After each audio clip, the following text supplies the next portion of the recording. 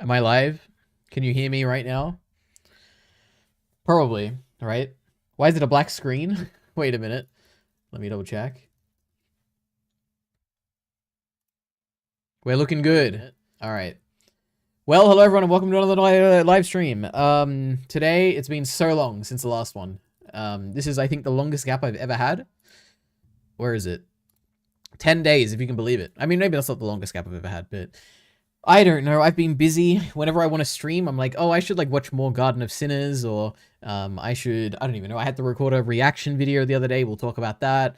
Or there's like a big Hasan Ethan debate I had to watch. It's just like consuming all my time. That's why it's been so long. And a bunch of other stuff, I'm sure. But I'm back. I hope you missed me. If you didn't, I don't really care that much. But yeah. Anyway, so as you can see in the title, Ethan Hasan debate, main thing I want to talk about. I don't think I'll talk about it for that long, maybe like 10 minutes or something. There is the iDubbbz video that I was probably going to watch, but also I don't really care enough probably to watch it. So we'll see. I'll probably just watch it off stream, but if I get time, then maybe we'll consider watching that. We also want to watch a Kyle Entertainment video. Because he's finally, after the 2-month hiatus, he's put out a new video, which is a Berserk video, so I can actually watch it, because I don't care about Pokemon, so I'm not watching this one, or this one. So it's been 5 months, I guess, since I've seen a Kyle video. Are Berserk's opening few pages defensible? So, there we go. Anyway. Bearing the lead there, lead Ari, true. Kyle just wants his video to be shown. I just finished my lane episode 2, what great timing, too bad you're late. Oh my god, he's super late. That is true. I initially scheduled the stream for 7:53 p.m., but then I delayed it to 7:56. So I was on time, okay? Early gang, let's talk about consciousness. No, I don't care about consciousness, okay? Oh my god, he tried to be my Chainsaw Man intro voice. Yeah, I did almost do that by accidentally, and I was like, I don't want to do that. Why am I doing this? Then I pulled out of it. Creeding, can you believe he thinks it was Makima? True. Okay. So before this, we look at the Twitter. See what I've tweeted. The Twitter, is that something Kyle says? Am I just copying him? Let's see. I talked about this last time, right? I think. Cool fan art. I think I also talked about this. I don't know. I mean, Evangelion I've seen. I don't know what this is. That's the picture that Heath has in his media list, right? But this was cute. Cute little, like, 2 different fandoms playing basketball. Now we have the trio of characters now. We have, what do we have? Initially, I think it was Sylphie. Whenever maybe it was Eris and then Sylphie. Now we have Roxy. Who's going to be next? I'm so curious. Android 21. We love her. Another cool Yoru fan art. Very cool. I like this. This gives the vibe of Yoru perfectly, especially in the most recent chapters. Some cool My Hero Academia art. We love it. The translations for a Chainsaw Man are being disparaged because there's no swearing in them. And obviously these characters would swear, right? And in the Japanese, apparently they swear, but no, they're not swearing in the English. So the English translators are bad. That was the conclusion. And then I tweeted saying, I stand with Amanda. And if you don't know, for context, at the beginning of every single Chainsaw Man review, me and Kyle always shout out Amanda and Sabrina, who were the translation and lettering people that are involved in the Chainsaw Man manga. So I'm defending her here. Cool fan art by Mihi Fuhi, which is my favorite artist on Twitter. You know, I DM'd this person. I said, where can I buy your art? And I did it in Japanese, and I apologized at the beginning for using an automatic translator thing. And I was like, oh, please forgive me. I hope it's not misspelled or whatever. And I was like, where can I buy your stuff? I want to buy it. I want to hang it off my wall. And they haven't replied, so I don't think I'm getting a reply, which is really sad. But yeah, it's another thing. Cool Makima fan art. Really cool. I uploaded a reaction video. We'll briefly talk about this. Kyle uploaded a Berserk video. There it is. Some cool Asa and Yoru fan art. Very cool. I like this art style, by the way. I don't know what you consider this, but it's really cool. I watched a few things. Garden of Sinners. I've seen 2 of them. That's it. My digest hasn't come out yet. And then I announced that today I am streaming because I hadn't streamed in a while and I thought people will forget about me if I don't tweet. So there's that. Well, hello. We'll get to this. Oh my goodness. Okay. Ciclet's here. Hey, yo, man. Ethan fucking destroyed him, says Ciclet. That's not my words. That's Ciclet's words. And then Kyle said, Hasan won. Again, Kyle's words, not mine. Your bias. Ari, have you read any Star Wars comics? I'm reading Dark Empire, and it's so good. No, I've never in my life read a single comic. Any Western comic, I don't think. Maybe. I can't think of a single Western comic. I've read no Star Wars one, so no. I've read manga. I read Goodbye Ari. That's my favorite story of all time, maybe. Though I'm worried Dark Empire is going to be like the only Star Wars comic with interesting art. I have no opinion. Ask Miller. I'm sure Miller's read a bunch of stuff. I haven't. Star Wars fans seem to like realism. True. We like things to be realistic. I don't know. I got no idea. Anyway, so I uploaded a reaction video to Doctor Who. So if you don't know what a reaction video it is, it's not what I'm doing now, which is like reacting to YouTube videos. It's actually reacting to an episode of a TV show. So look at this. Ready? On my podcast this morning. Like, this is clearly a Love and Monsters like reference. so many True, it questions. is. Which is really interesting. I love that episode. 20 years old. See, footage, watching a TV show, reacting. Yeah, it is what it is. What can I say about this? I learned about like the struggles of not necessarily reacting. Reacting is easy. I just watch and I just say what's in my mind. There's a few different things, which is like when I know I'm being recorded and I'm watching something, it's like, on one hand, I'm like, oh, the camera's like looking at me. So I have to hold frame, you know, and I have to like say things that are interesting. So that kind of makes me not really, like, it makes me kind of forget a lot of stuff that's happening, or like a lot of the time when I'm watching something, I'll like be thinking about, oh, what just happened, and I'll even pause sometimes and think about like, oh, how does this connect to this? And when I'm reacting, I'm not doing any of that. So it's like kind of, I feel like I didn't really understand the episode as much as I usually do because of that. So that's like a bit of a thing. So the second thing I learned is that I recorded this, I exported it. Oh, I didn't export it. I put it into Premiere, and then I edited it. And I thought, okay, so I barely reacted. So this is going to be like a 5-minute reaction maybe. And my first edit was like 16 minutes. I was like, man, how did I talk for 16 minutes here? This is crazy. And then I tried to upload it. I was like, this is whatever. I'm not really showing that much footage. You know, Blind Wave, their reactions like typically 15 minutes. So I uploaded it, and then I got a complete worldwide block footage audio. It's bad. You can't do it. And I thought, oh, okay, so maybe I just made it too long. Let me make it like 10 minutes. So then I cut it down to 10 minutes and like, okay, let me try again. It didn't work. And I was like, oh, okay, so another audio visual block. And then I just tried taking away the visuals, and I thought, okay, maybe the audio is messing it up or something, because maybe I'm like too quiet relative to the sound of the show, and it thinks like I'm just playing the show or something. Took away the visuals. I only uploaded the audio. No issues. It's fine uploading the full like episode, not the full episode, but my 15 minutes, whatever, with only audio. It's actually the visuals that are messing it up. So then what I had to do is have a lot of sections in this where the footage is cut out and I'm talking like this. Mixed with like a little bit of Love and Monsters. Stuff like that, you know, Love and Monsters again. Yeah, so I realized that, you know, recording a reaction is easy. It's the easiest job in the world. Editing a reaction is also super easy. Getting it past copyright so it like doesn't get blocked worldwide, that's the hard bit. And that's why I imagine a lot of reactors kind of struggle to not get things out like 2 minutes after they're like finished recording, because it takes a while. So I wasn't ready for that. But it was fun. I learned a lot. Next time it'll be a much smoother process, I'm sure. And also, this was like the worst episode that I could have possibly reacted to, because there was like barely anything to react to. So, you know, I still made it through. So here we are. And, you know, no views at all. Less than 200 views. One comment from Kyle, who hasn't even seen Doctor Who. Well, hello, everyone. It is what it is. Anyway, let's see. Love and Monsters, true. Lucky Day was the worst looking episode I ever saw. Lucky Day is probably one of the best directed episodes of Doctor Who ever, by the way. I think it looks really good. Makes Unit look so pap. I don't know what pap is, but maybe. Love and Monsters, true. If I was far right watching this, I'd think I was winning the culture war. Maybe, I don't know. Heath is dabbing. They're scared. Also, Aria recommended Batman Returns. I don't know if you've seen it. I think I have. That's the first Batman one, right? Of the Nolan stuff? No, it's not. Okay, no, I haven't seen this. The only Batman I've ever seen is the trilogy from Christopher Nolan, and some of the animated show back when I was a kid, but I don't remember anything from it.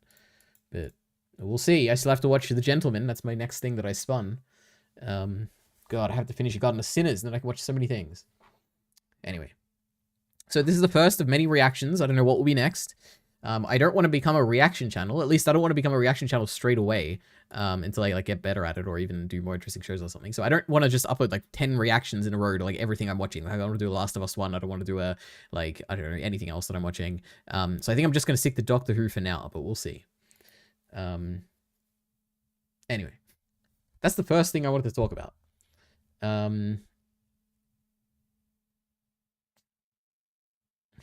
I said fucking, not looking. All right, let's go back. Lucky Day was the worst fucking episode I ever saw. Okay, so Ciclet's saying it's bad. You know what? I think at the end, like, my takeaway was that it was like fine. Like, it wasn't anything special. It wasn't anything too bad. I thought it was perfectly serviceable. I think it's still better than the first 2 episodes of this season. Like Serial Experiments Lane. I don't want... Yeah, true. I'd have to consume that. You should make an Elite Ari Reacts channel. I don't want a 3rd channel. Ordinary Ari is meant to be where all the bad videos are. We can put that there, okay. And I don't care about spamming people on Ordinary Ari, so it's good. It is what it is. Okay. Now, there was a debate.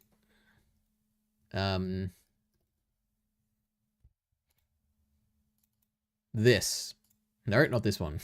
I haven't seen that one yet. This. Debating Hasan Piker. H3 show number 143. And obviously Hasan has his version. I think it's on Twitch though, so I'm not going to watch it there, but Hasan debates Ethan.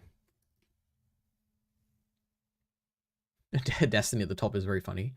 Debating Ethan Klein. Okay. So here we go. We got these two. Okay, I'm going to watch it on the H3 one because that's what I watch. And I'm a big biased H3 fan, of course.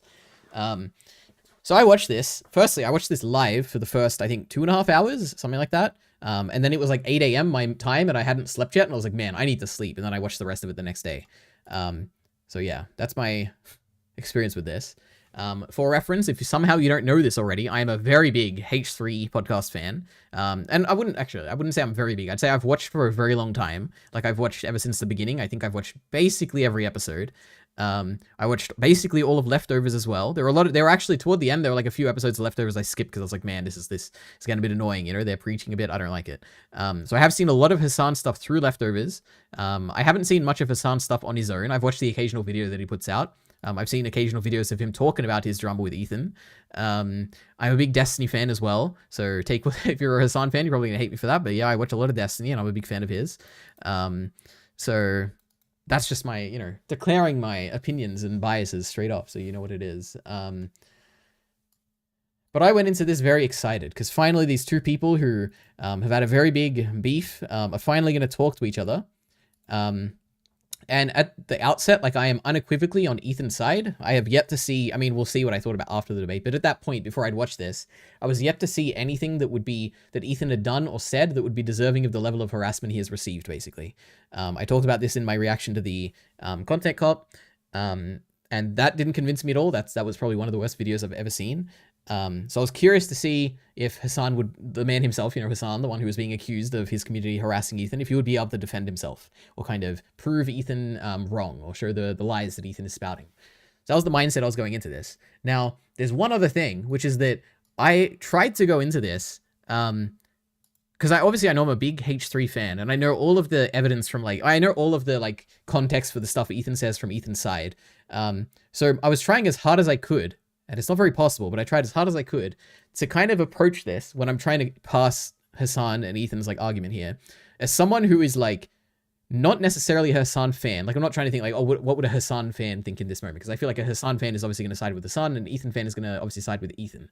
But I was trying to think if you're just some person who doesn't necessarily like Hasan, but wants to read him as charitably as possible and someone who's basically I tried to go in really open-minded to his arguments and be okay, so whatever arguments he makes, I'm going to try and be oh, how reasonable is this? And can I kind of, if I was really charitable to him, which I never would be because I don't like Hasan, I don't like any of the arguments he's ever made. But if I was, then what would I side with, basically? That's what I was trying to come to when I was going into this.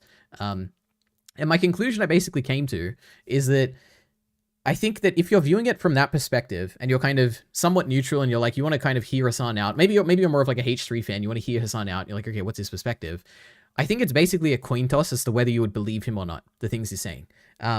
Some arguments are oh, I can kind of see what you're saying here. Some of them are just it seems very obvious to me that no one could believe this. No one could seriously believe this. If you're a neutral kind of party or a fan who wants to hear the other side out. So it feels like it's a coin toss, which is, I guess, on one hand, it's oh, okay, it's a coin toss. It's not oh, Hasan just won or lost or anything, or Ethan won or lost. But I feel from my perspective at least, it feels that's kind of a loss for Hasan, where it's Hasan is kind of the political guy, he's the debater guy, I mean, he's not really a debater guy, but he's the political guy, you think he should win.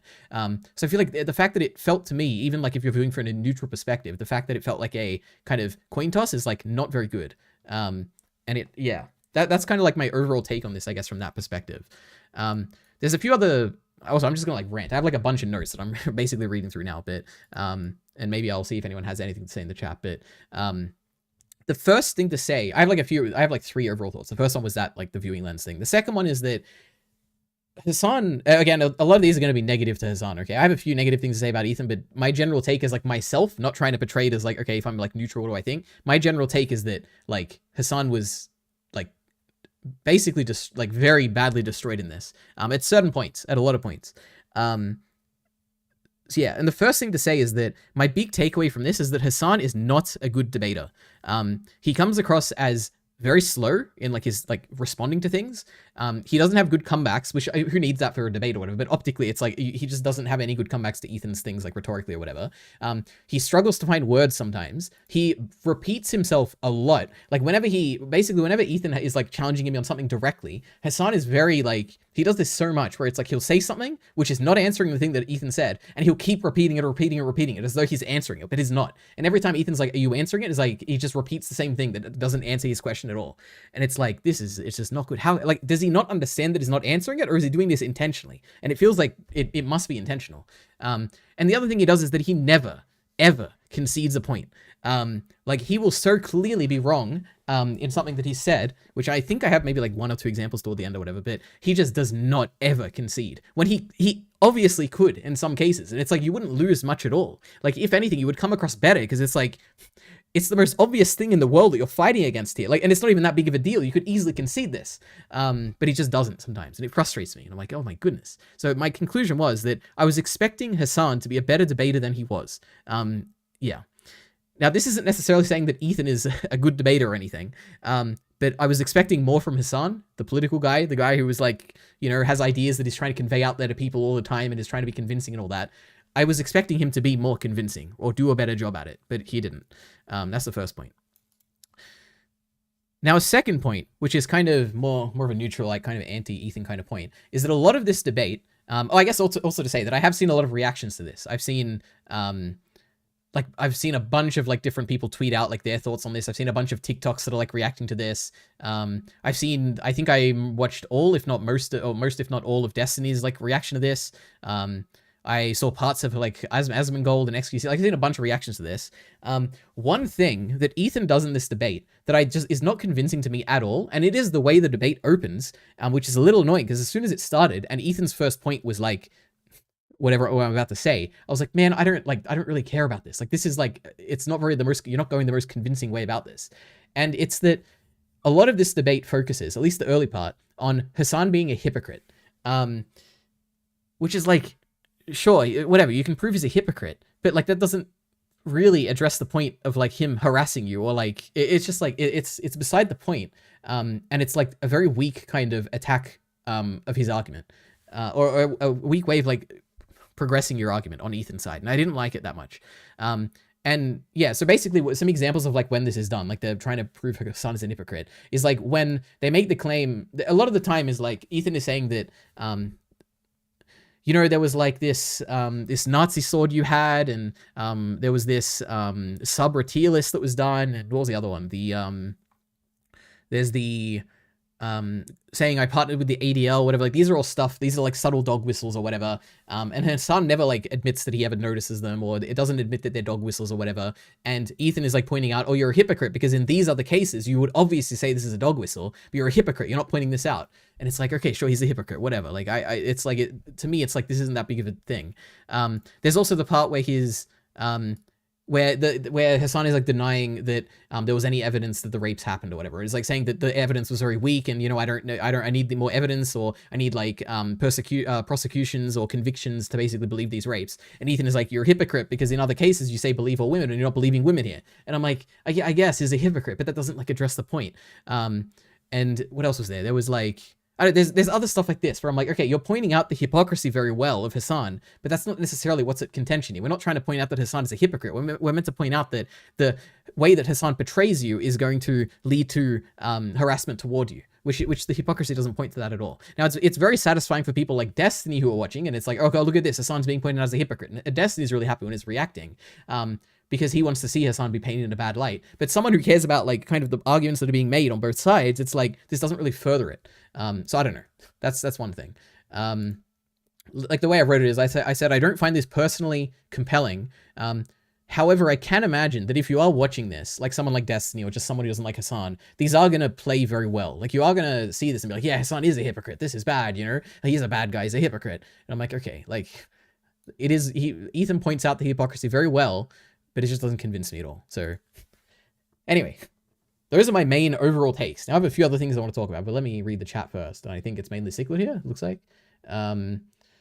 Okay. I was really worried for Ethan, but that debate was absolute euphoria. Okay. I would say it was, in my opinion, it was very clearly Ethan did win. Ethan did better at the start, which is the part people will actually see. I actually completely disagree. I think Ethan did his best, like in the middle and maybe toward the end. And I think the start is maybe for most people optically, I think Ethan did come across the strongest at the beginning, but argument wise, I think he did come across the weakest at the beginning. But yeah, I don't know. I see what you mean. If Hasan's only problem with Ethan was his focus being too much on the drama and not enough about the coverage of the genocide, what the hell did Hasan think they were going to debate? That is true. We'll get to this when I talk about like what I think the points of the arguments were and stuff. But yeah, before I thought the bleach sword thing was a bit of a reach, but there's no way none of those 5 people in the room brought it up. I don't know. Maybe it's just like yeah, it's true.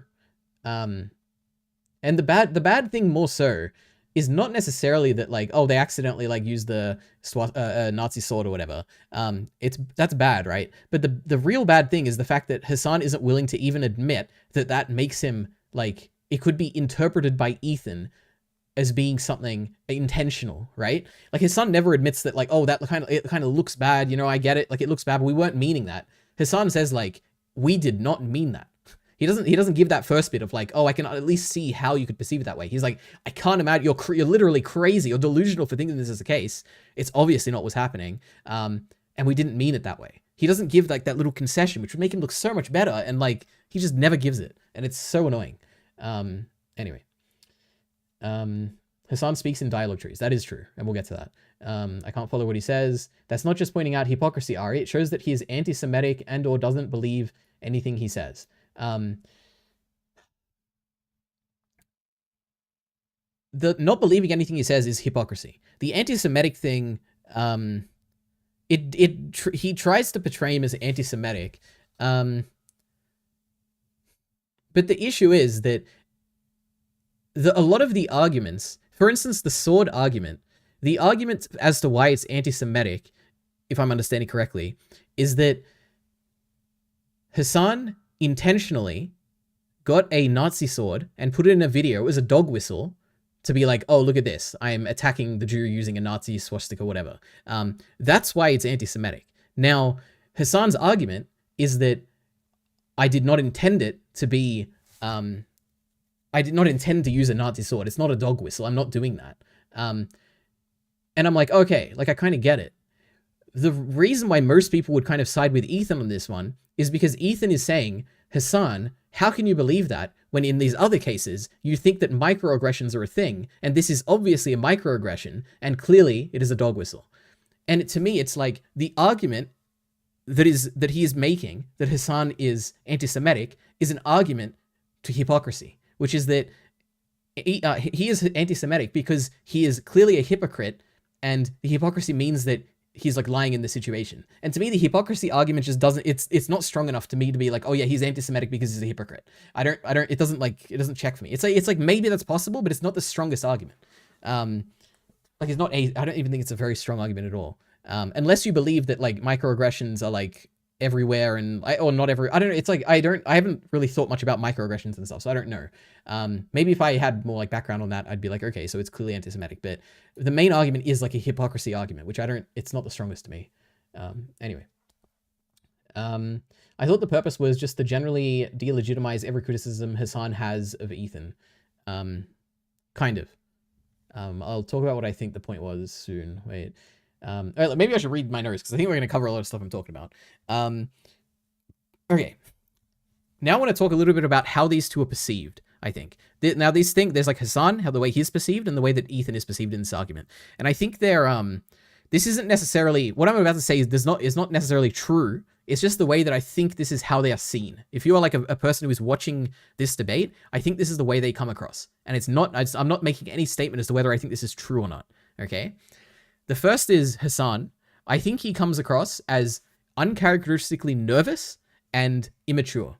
Like very much. I don't know. Like, unfortunately, I don't have any examples for this. I wish I had time to kind of come up with examples for this. But at the beginning of the debate, he's very slow in the way he's talking. He's kind of like he's easily like pushed around by Ethan a lot. He doesn't like, toward the latter half, or latter like even like third or something, he gets a lot more like kind of serious and combative. But at the beginning, he comes across as quite nervous and he's like stuttering a bit. And it's like, okay, this is like an interesting perception because I didn't perceive Hasan this way before. Like I've never seen him kind of this nervous and yeah, which was kind of interesting to me. So that's one perception. And also the immaturity. When I say immaturity, it's like Ethan will make an argument and Hasan, instead of responding to the argument, he'll like giggle and he'll be like, that's like silly, that's ridiculous. And it's like, it's a bit of immaturity and like he's not really contending with the argument, he's just laughing in the face of it, which is kind of surprising. I would expect him to at least like take it seriously. Yeah, that's like the first perception of Hasan. The second one is that he kind of, and it's just kind of related to like the nervousness or whatever, but he kind of comes across as like a deer in a headlights kind of situation. And he kind of comes across in like a, he comes across a little dumb sometimes, especially in situations when he's like very clearly, has a script or like he has clearly prepared like Secret said, a dialogue tree or something. And he's like reading out or like recalling the thing he's memorized, like the argument he's going to make. He asks Ethan the question that he's rehearsed. Ethan immediately answers like yes or no or whatever to the question. And then Hasan is like baffled and he's like, oh, yeah, that's good. That's good. I'm glad we agree. And it's like, it was like a deer in the headlights. He wasn't expecting Ethan to agree so quickly. And it's like, yeah, it's like, it just comes across poorly. And I have 2 examples for this.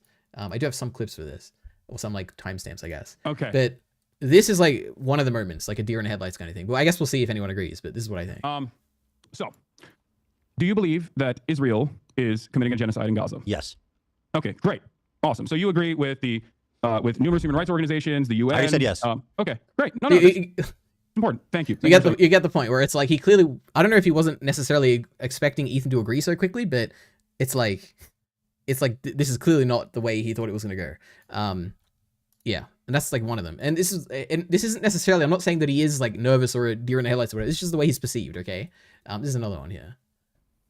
So, since you believe that Israel is committing a genocide, what are the appropriate steps that people can take, both in the Western world and also regional actors can take against this entity doing a genocide by your own admission that you would consider to be appropriate? Because it feels like throughout this entire process, you have set boundaries on what you think just is killing inappropriate. Civilians. That's the boundary.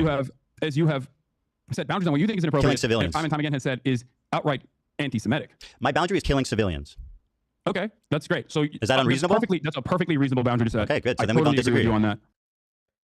So it's stuff like this where I'm like, he clearly thought that this was he don't think that Ethan was gonna as readily agree with him as he does, and he kind of puts him off center a little bit, and it makes him look a little like weak in the argument or like kind of like a deer in the headlights is kind of what I was saying. So it's stuff like this where I'm like, ooh, he's like not being perceived in the best way here. So that's the first thing. Now there's the perception of, basically that's my perception of Hasan there. The perception of Ethan, I think, if you're going in as like someone kind of neutral, is that he comes across as incredibly aggressive, unhinged, and raving. Now I don't necessarily have, obviously in my opinion, I'm not going to give my opinion. This is the perception, okay? I have an opinion, whatever, I'm not going to give it, but this is, I don't even know what this is, but this is apparently an example of him kind of. I don't think it's appropriate. Yeah. I don't know why you think that I have anything to do with because this. you're misrepresenting what I asked you. I didn't ask you, do you think it's okay that people called CPS? I asked that the video that you participated in, which was a total fucking hit job that used 90% of its clip from an episode of the podcast called CPS Got Called on Me and didn't even include the title of the podcast. Now, do you think that's fair? I think you should take this up with iDubbbz instead of me. Okay, sure. Ask me a question. Yeah, I didn't make any of the editorial decisions in iDubbbz's content cop. I'm asking what you thought about it, okay? Not if you made it. It's pretty fucking... Sure, go ahead, ask me a question. I'm sure it would have been. I'm sure that it would have been all right if he mentioned it. It would have been all right. I don't know why this is a major point of contention for you. I thought we were going to talk about Israel-Palestine. We're talking about whatever we want to talk about. You had said that I have problems with your character. Yeah, it's like he's coming across as a bit like obviously this isn't the best example. It's a bunch throughout this beginning stretch where it's like he's very aggressive, unhinged, raving. Okay, that's the way he could easily be perceived. Another way he could be perceived is. Let me paint a scenario. I think he also can easily be perceived as a conspiracist or conspiracist thinking at the beginning. So this is an example related to, I think, the stuff I was talking about the Nazi sword or something. We'll see. But for you, okay? Listen, okay? This is important. You participated in a video accusing a Jewish man of exaggerating anti-Semitism. You exhibited in that video the most hateful symbol against Jewish people. 1 out of 10 of your swords that you have previously already stated you know is the, quote, swastika sword. So am I insane for even... You're treating me like I'm insane for bringing this up, but it sounds pretty reasonable. I mean, it's a little insane. So yes. yeah, microaggressions just don't exist for Jewish people. You're asking me... So it's like... Yeah, he can at points when he's like trying to summarize these things and Hasan is like deflecting away from the whatever. He comes across as conspiracist sometimes. So these are the perceptions I think that are coming out basically for these two. Yeah. Anyway, that's my first thing. Now, I'll read that chat soon, but in terms of the actual arguments that I think that are being made, I think these two are basically arguing two pretty different things. From Ethan's perspective, I think he's making two arguments. One of them, which is very clear that he's making this argument, is for the beginning of this video, which is that he's trying to argue that Hasan is anti-Semitic. So those examples I said before about the sword, the sub tier list, and the working with the ADL. These are like very clearly, that's what Ethan is trying to convey here. Ethan at the same time, and mostly like toward the end of this, and also kind of in the beginning here, he's trying to make the argument that Hasan smears him, which leads to him receiving harassment. So he's saying that Hasan smears Ethan, which leads to Ethan receiving harassment. That's like the second argument. Ethan is trying to make these two arguments very clearly. Hasan, on the other hand, is trying to make the argument, there's one clear argument that Hasan is making, which is that Ethan spends too much time attacking pro-Palestinian creators when he should be dedicating his platform to fighting for Palestinians. That is Hasan's argument. He reiterates it a bunch throughout. That's his criticism of Ethan. And it's, to me, to give my opinion on this, I think this is incredibly weak. I don't think that because Ethan is not dedicating his platform to your issue, I don't think that deserves the level of harassment he receives. I think it deserves criticism for sure. And this is like one valid form of criticism, which is to confront him on a debate like this about it. I don't think it deserves like harassment for not focusing his platform for fighting for a cause. Okay. It's like, to me that argument is quite weak. But yeah, I think they're fighting two different battles basically. Anyway. Okay. When I watched the debate, I came away thinking only one thing. Hasan W, says Kyle Entertainment. Kyle, for reference, has not seen the debate, so there we go. Zangatsu is the coolest looking sword, to be fair. I don't know anything about the sword, but true, there is a sword in this. Concession never makes you look better. It obviously does at some points. Look at our president, true. I read off a Word document in my debate. I'm reading off a Word document now. It doesn't mean that I'm following like a dialogue tree and I'm going to like say my point even when the person has already answered. Like that's not the thing. But yeah, the point I'm making about the way Hasan is perceived. Wait, was that my point about it was about the perception thing. It's not that he's like, oh no, he's like prepared for the debate and he has like a script that he's reading. The issue is more so that like, he's clearly trying to stick to that script way too strongly. When Ethan is ready to confront his points quicker than he expects. That's more the thing there in the perception. Anyway. Where are you drawing these conclusions from, Leonardo? From the clips that I showed, okay? And other clips as well. Bro, we don't need more pro-Palestinian content creators. Well, I mean, you could always have more, right? If you think it's like a big issue and like you need people to address it, then yeah, why not? You should be fighting. If you are a pro-Palestinian activist, you should be fighting for Ethan to use his platform for that end. But you shouldn't be fighting so much that you harass him about it, right? Like it should never end in his like, again, CPS being called to his house over this, right? About his kids. Yeah, it's like, that's the issue. Like you can easily criticize him for this, but it's not deserving of the harassment. Anyway, this is gonna go for an hour, I know it. No, we're almost done, okay? I know I said 10 minutes is taking a bit longer. Believe it or not, we are actually almost done. I've said my main points on this. Okay. Because now I just have a bunch of miscellaneous notes. It's just like my digest. Okay, maybe I should have done this in my digest review at the end, but anyway. What is there? Let's see. Hasan, I don't like again, these are probably all just going to be like negative Hasan things at this point, but Hasan does this thing. I even talked about it a bit about the immaturity thing, but he giggles and he has a very dismissive attitude to a lot of Ethan's points, and he says that Ethan is crazy a lot and is delusional and is like, it's just not, I don't like it. Because it's like he's not addressing the arguments. He's just being like, haha, that's silly. That's ridiculous. You're crazy. You're like delusional. And he says it so much. And that even at some points, like Ethan will like mock him saying that, because whenever Hasan will like stutter for a bit, or he'll like be thinking about what to say, Ethan will be like, oh, are you crashing out? Are you delusional? And I'm like, yeah, because that is literally, he makes the argument, he says it so much that it's very frustrating. Yeah. Anyway, what else is there? What is this clip? Let's see. People think you are a Zionist. Okay.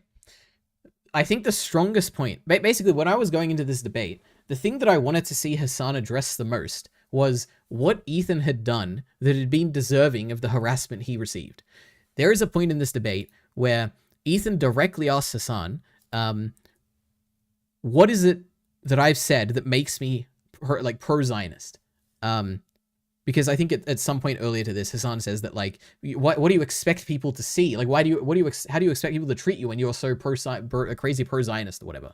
And Ethan's like, name one example of what I've done that is deserving of the level of hate that I've gotten because of my pro-Zionist takes or whatever. And I think this is this clip, right? And Hasan just can't list any example of substance.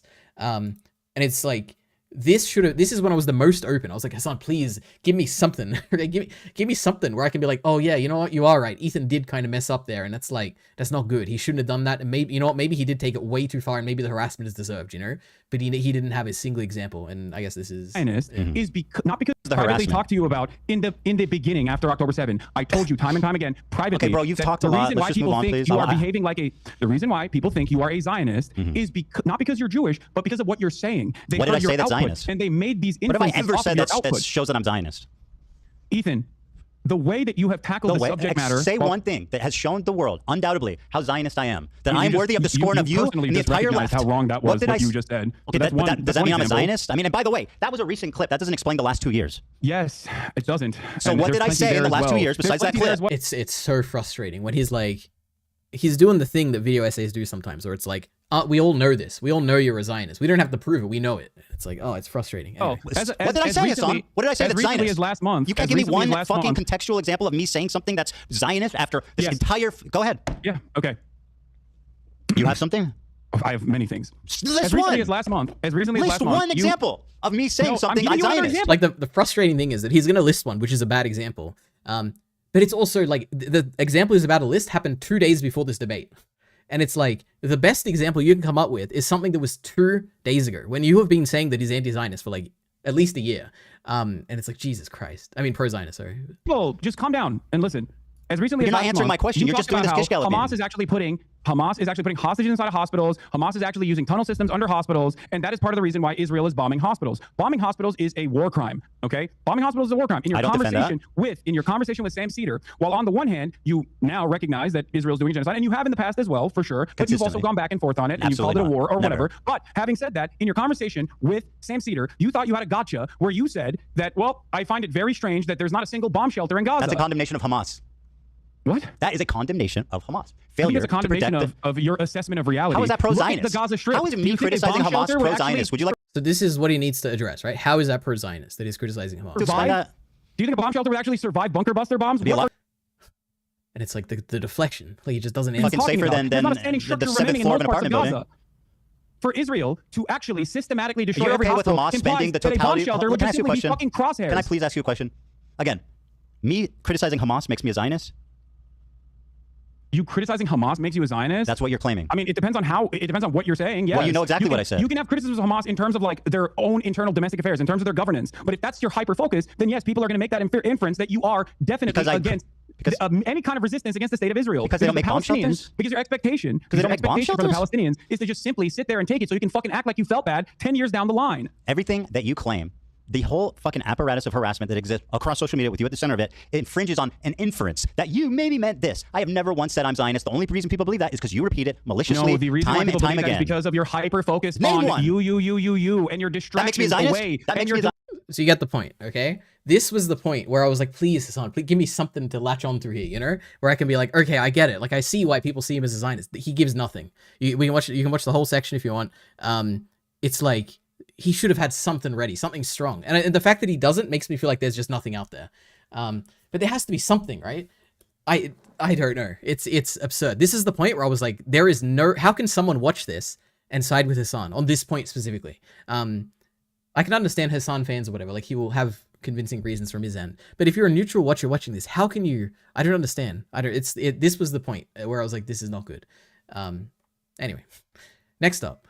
Okay. All right, I should probably read chat, okay? If there's anything here. Hey, Ari. Hey, Pretty Buff. My goodness. Okay. All I know is that link to a bunch of lies Rika sent to the Discord. I don't even know what that means, but true, there is like a snark post where it like accumulates all of Hasan's Ethan's like lies or something. I don't know. I don't quite know what it is, but Hasan doesn't bring it up. But yeah, he's just watching it. I'm not watching it. I'm just showing clips, okay? And I'm talking about my opinion on it. You have to remember here, Hasan is just pro-Hamas. He made a video saying some Gazans have criticism of Hamas, not because they're scared of getting shot, but because they understand that the position of, you know, I don't have any opinion on Hasan's opinion on Hamas. Okay, I don't know. It sounds crazy, but I don't know anything about Israel Palestine. Okay, just to say, happy Dinosaur Day Raw. What does that mean? What do you mean it's Dinosaur Day? I don't know what that means. Fuck's sake, Miller. Sorry, I meant to say Gazans don't voice their criticisms. I don't know anything about this, okay? I'm not going to comment on anything Israel-Palestine because I don't know anything about it, okay? Who are you? You were recommended to me? I'm just some guy who, like, watches anime and makes analysis videos, but here I am dragged into something because I like Ethan and I don't like Hasan, and here I am. So, I don't know. Enjoy this if you like. I don't know. Get frustrated at me if you don't like me. I don't know. Whatever. We're almost done, okay? It's Dinosaur Day? What does that mean? Do we celebrate dinosaurs now? Did dinosaurs even exist? Do we have any evidence of that? All right. Timeline of that doesn't make a lot of sense. And that was a joke, by the way, YouTube. If anyone's, you know, if the AI is listening to right now, don't give me like one of those misinformation warnings, okay? This is another one of those, the way that Hasan, I think, is perceived in this debate, which is that Hasan, this is a point. Basically, what's going on here is that Ethan is showing a clip from someone who Ethan claims is a Hasan fan. Hasan is watching this clip that he's showing him, and Ethan hasn't said who this is yet. And Hasan in this clip is going to be like, oh, that's like a fan of mine. That's the person you accused to be a fan of mine, right? So the annoying thing here is that Hasan obviously knows who this is, because this has been like shoved in his face a bunch, right? He knows who this is, but the way that he pretends not to know is what annoys me. I'm like, you don't have to do this. You don't have to be the performative like position. You can just say that like you know who this is and you disagree with the argument. You don't have to do the thing. But anyway, yeah. Sense. I heard you Who is this? What is this? Hey, this is your fan who ran up on me on Rodeo. Who the fuck is this guy? My fan? Yeah. This. You remember? Wait, is this the? Oh, Is this wait, the guy? yeah, you remember. Wait. No, this is the guy that you claimed was my fan, right? He was calling me the fucking. I mean, there's a clip of being like, yo, I love this dude. Anyway, who cares if he's your fan or not? No. The point is, Hold on. No, You brought this dude It doesn't up. matter. I'm So the point isn't really the issue. I'm not talking about whether it's his fan or not. The point is like the response to it, where it's like he's pretending that he doesn't know who it is immediately. When it's like he's prepared for the debate, he knows who it is. Now it could be a rhetorical thing where it's like maybe he's doing it too subtly, and it's like meant to point out that like he's making fun of Ethan here in this moment. But to me, just like if you're trying to watch it, it just comes across as like he's pretending not to know who it is for too long, and it frustrates me a little bit. Anyway, okay, next one. Another thing of like maybe this is performative is maybe the word I'm looking for. It's toward the end. Oh, sorry, That's not not the the end. case. Toward the end of the oh my god, what was I saying?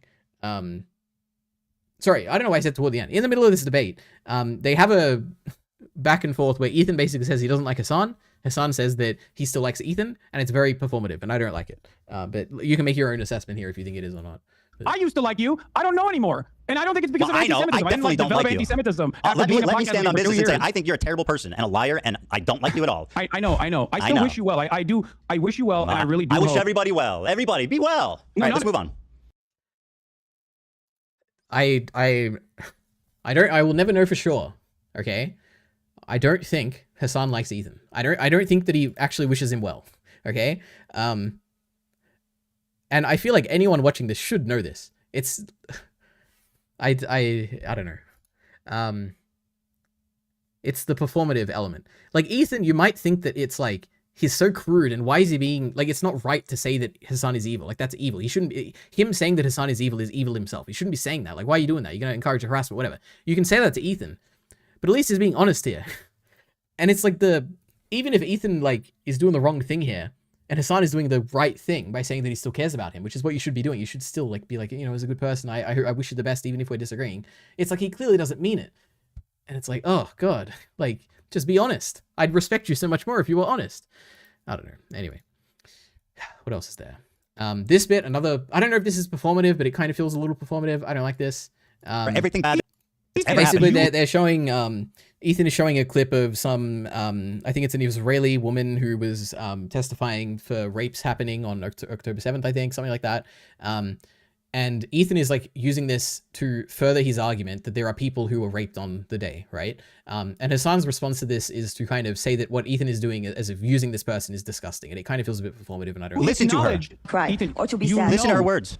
I had no one to comfort me and was forced to act nice Listen to the person who my had just words. Listen to sexually this assaulted victim. me Show her in some the respect, most Hasan. horrifying way. Oh, it's so gross Not a the way day you're goes doing by this. that I don't think about Yeah, it's what gross. that terrible man did It to me. is. You're We were held in you're such Show essentially a respect, bro. monster, brother. That no is person, fucking no person gross. should ever be subjected Dan, to pull such the fucking brutal plug on this. Holy treatment. shit. Now, You really have no. It's like it's now maybe this is just like me not knowing enough about Hasan. I could easily imagine Hasan doing the exact same thing in the opposite direction, which is like using, like, I don't believe the fact that he truly cares in this moment. And you know what? Now I'm starting to actually convince myself about the hypocrisy thing, because this is like a point of hypocrisy where it's like he's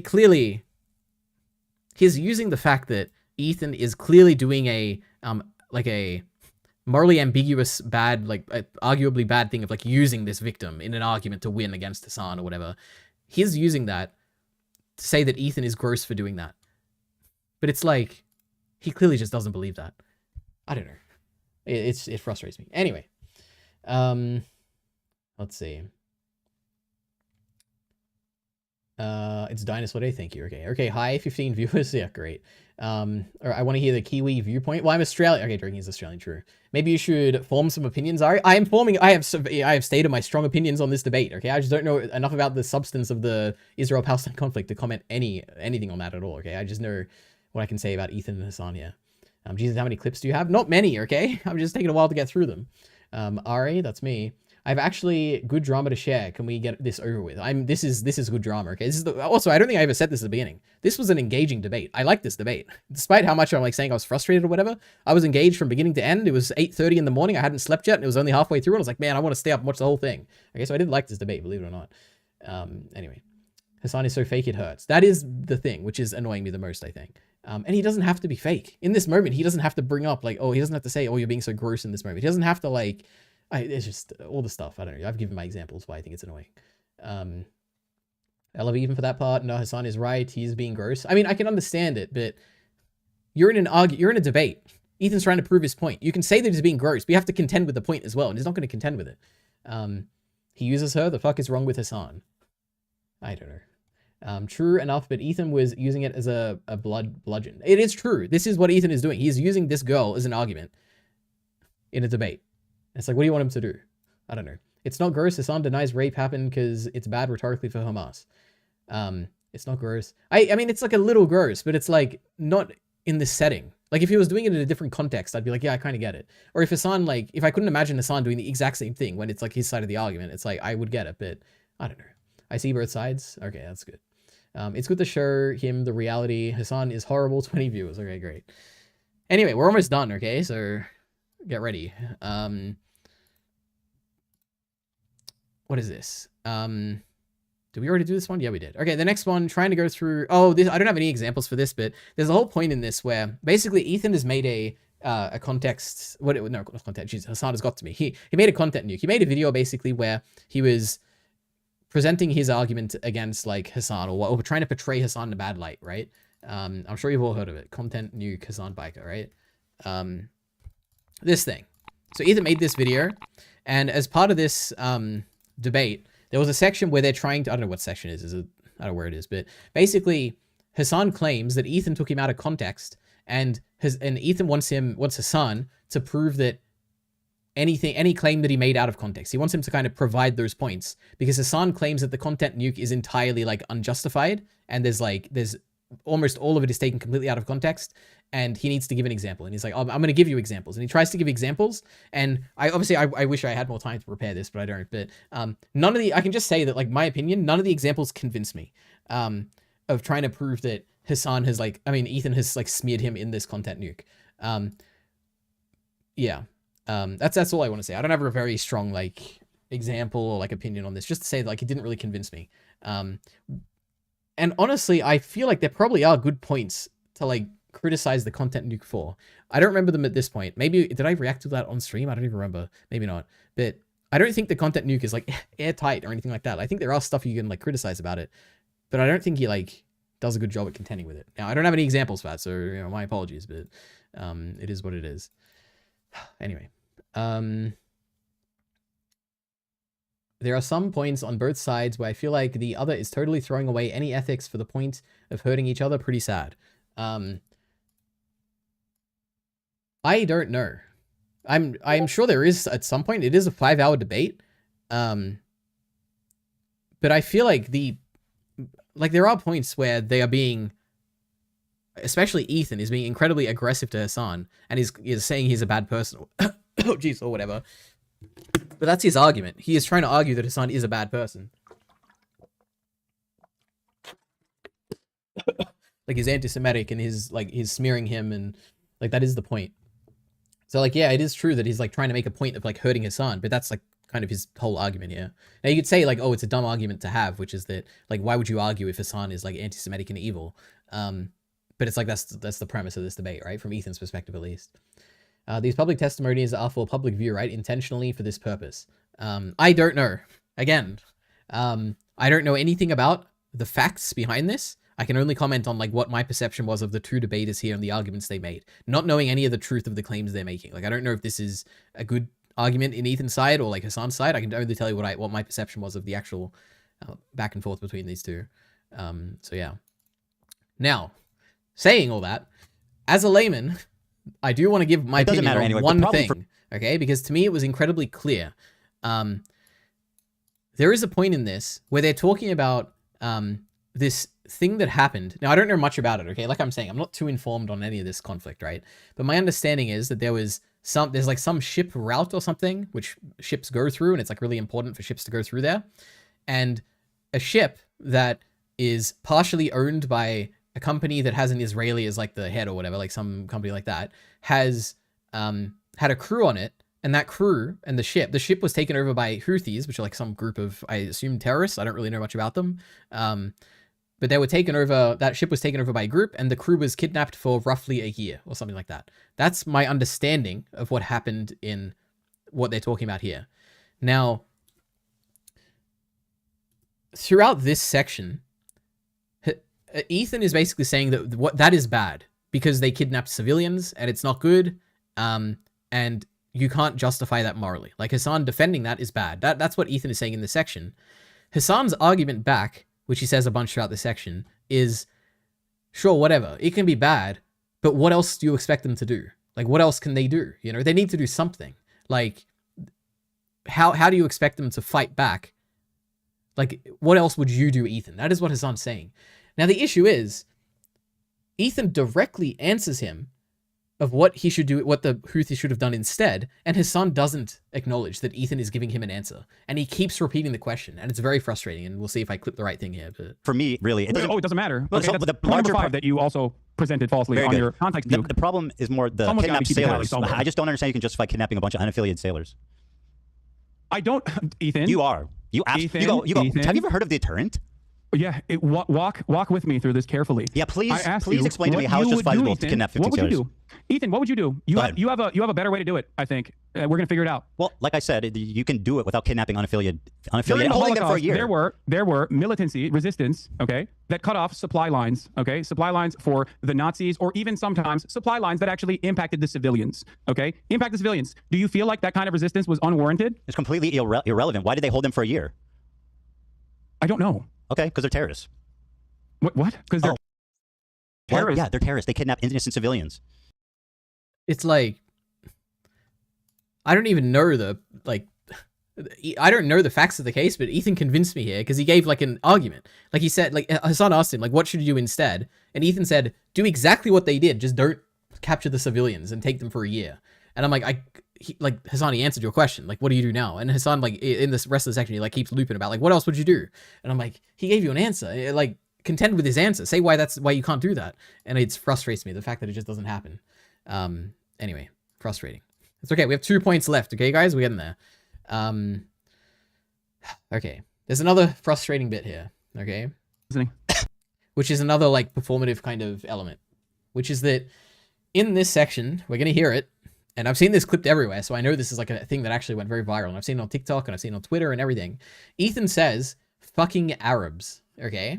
And Hasan interprets this as him saying fucking Arabs, like, oh, I hate those goddamn Arabs. You know, that's what he interprets it as. But it's very clear in what Ethan is saying that he's saying it as though like it's like a, what do you say? It's like an adjective or like a thing you say ahead of something, where it's like he could be saying like, oh, the like fucking men and women are doing this. He could be saying like something like that, or like I didn't say the fucking Zionists are heroes. He's saying something like that. He's not grouping all the Arabs together and using some slur of saying like fucking Arabs. He's saying like the fucking Arabs did this. That's obviously what he's doing. And it's so obvious when you're watching this. And it's like Hasan interprets this as him being hateful toward the Arabs when it's not what he's saying. He's just adding the word fucking in front of it. And it's so frustrating. And anyone who listens to this should be obviously like, you should be able to tell that this is the case. And it like must be performative, but here we go. Everyone, get ready to perform your opinion. 900,000 Jews, approximately 700 to 900,000, were forced to become Zionists, not by choice, but because they were forced out. The vast majority went to the fucking Arabs, the anti-Semitic Arabs. There you go. Yeah, there you go. What? That's my point. Are you okay? I rest my case. Okay. Well, I mean, you can. No, you're too fucking delusional to realize what kind of racist nonsense you're fucking unbelievable. And it's like, really, you think this? He said the fucking Arabs, like a group, like he's saying like it's like, I can't imagine how you could listen to him say that and be like, oh, he's being racist in this moment because he said Arabs and he said fucking in front of it, when he would say it for like any other group as well. It's like, it's frustrating. Anyway, the final thing is just the general thing. I didn't clip this or anything, but throughout this a bunch, Hasan keeps claiming that Ethan has avoided debating him this entire time, when it is very clear that Ethan this entire time had one condition to debate Hasan, which is that he has to watch the content nuke that he made on him. That's the only condition, and if Hasan watched that, then he would debate him. But this entire debate, Hasan keeps saying, you've been dodging me, you haven't been debating me, whatever, the whole time. When it's like, you can find a million clips of Ethan saying he will debate Hasan if he watches the content nuke. And it's like, he keeps just saying this lie, this literal lie, that Ethan would not debate him. And he never brings up the fact that he wanted him to watch the content nuke first. So it's frustrating. Anyway, I guess I started off a bit more negative toward Ethan, but here I am very negative toward Hasan. I guess that's what you'd expect as a Hasan hater here, but I don't know. That's my take on this debate between Ethan and Hasan, okay? So yeah, I hope you all enjoyed that. Anyway, let's see. What are the people saying? Oh boy, what was I up to? It's uncomfortable, which like, yeah, obvious. Excuse me. Wait, I've already read this. I read that already. I could give examples if you want. I made a video on my channel. I definitely feel like Ethan was worse person, but I'm biased. Okay, I'll check that off stream and then we can see. Maybe I'll talk about it next time. The greatest tell is that Ethan will admit when he gets something wrong. Wait, the greatest tell is that Ethan will admit when he gets something wrong, while Hasan will never do this. Instead, he will double down and triple down when he clearly made an error. Yeah, that was the point. I made this point at the beginning of this when I was talking about this, but it's so easy. Hasan could easily do it, but he just doesn't. And it's like frustrating. So yeah, same ship route. Some ship route. Okay, true. I mean, I don't know. Maybe it's an important one. I don't know the context. That's what I'm saying. I don't know any of the like historical or factual things. Okay. This is just like the time Luffy took Caesar clown hostage. So rad. I don't know. True. We love One Piece. Do you have a cover on your mic? It's just a pop filter. I 3D printed it. Believe it or not. That's why it looks so bad. Anyone know what mic is using? A Quadcast S. There you go. I think it's not true that Anne Frank was pacifist though. Again, I don't know anything about history, so I don't know anything about Anne Frank. I know that was a big clip that went around on Twitter that Hasan is like saying, comparing Anne Frank to someone. I have no opinion because I don't know anything about it, so sorry. But Ciclet says, I think it's not true that Anne Frank was a pacifist though. Oh yeah, that's like the only clip they can use on TikTok to smear Ethan. Yeah, the fucking Arabs clip is the one I've seen everywhere. And it's like so obviously not what he's saying. And then CVA TV Bizarre Adventure said 5 TTT wide. I don't know what that means, but hello. G Zari, I would not take a pro swears opinion. What's wrong with swears? You can't say swears? My goodness. I don't even know what pop filter that is. I printed it. Okay. Oh, well, what pop filter that... Wait, what it is? A pop filter is just for like the popping sounds. It produces it, but yeah, I just printed it. Anyway. Ethan was just stating a fact. The Arabs don't even deny if you ask them. I don't even care about the fact is stating. It's just like the word saying fucking insert word after. It doesn't mean that it's like racist. You can say it in a racist way. It's just like that was not the racist way. Anyway. Can't believe Ethan went so mask off there. True. Do you know where Yemen is? No, I don't. Okay, I don't know. I'm telling you, remember that one time I did a geography quiz on stream and I had no idea about anything and I couldn't even name a single country? It was terrible. I'm really bad at geography. Do a Satara Middle East? No, I couldn't do a Satara Australia if I wanted to. I don't know anything about my own country. Anyway. Reactor Adam Bant losing his seat. I'm not doing politics, okay? Jeez, I assume that's politics. Seat? That's like a politics thing? Is that like an Australian thing? I don't know. Swears are inherently mean. That is true. That's why they cut him out of Chainsaw Man Part 2, right? The amazing translators. Yeah, I make content. I sent... Wait, yeah, I make content. I sent that 10 minutes ago, lol. I didn't realize your handmade pop filter. Yeah, true. Yeah, also if you send... I don't know if you meant like you sent the link in the chat, because links in the chat just get like deleted automatically. I don't know why. Don't know. It's not me. It's YouTube, okay? But yeah, true. 10 minutes ago. You know, I'm a bit slow on reading chat, you know? I'm a bit busy today. I got a bunch of notes. Anyway. That's that.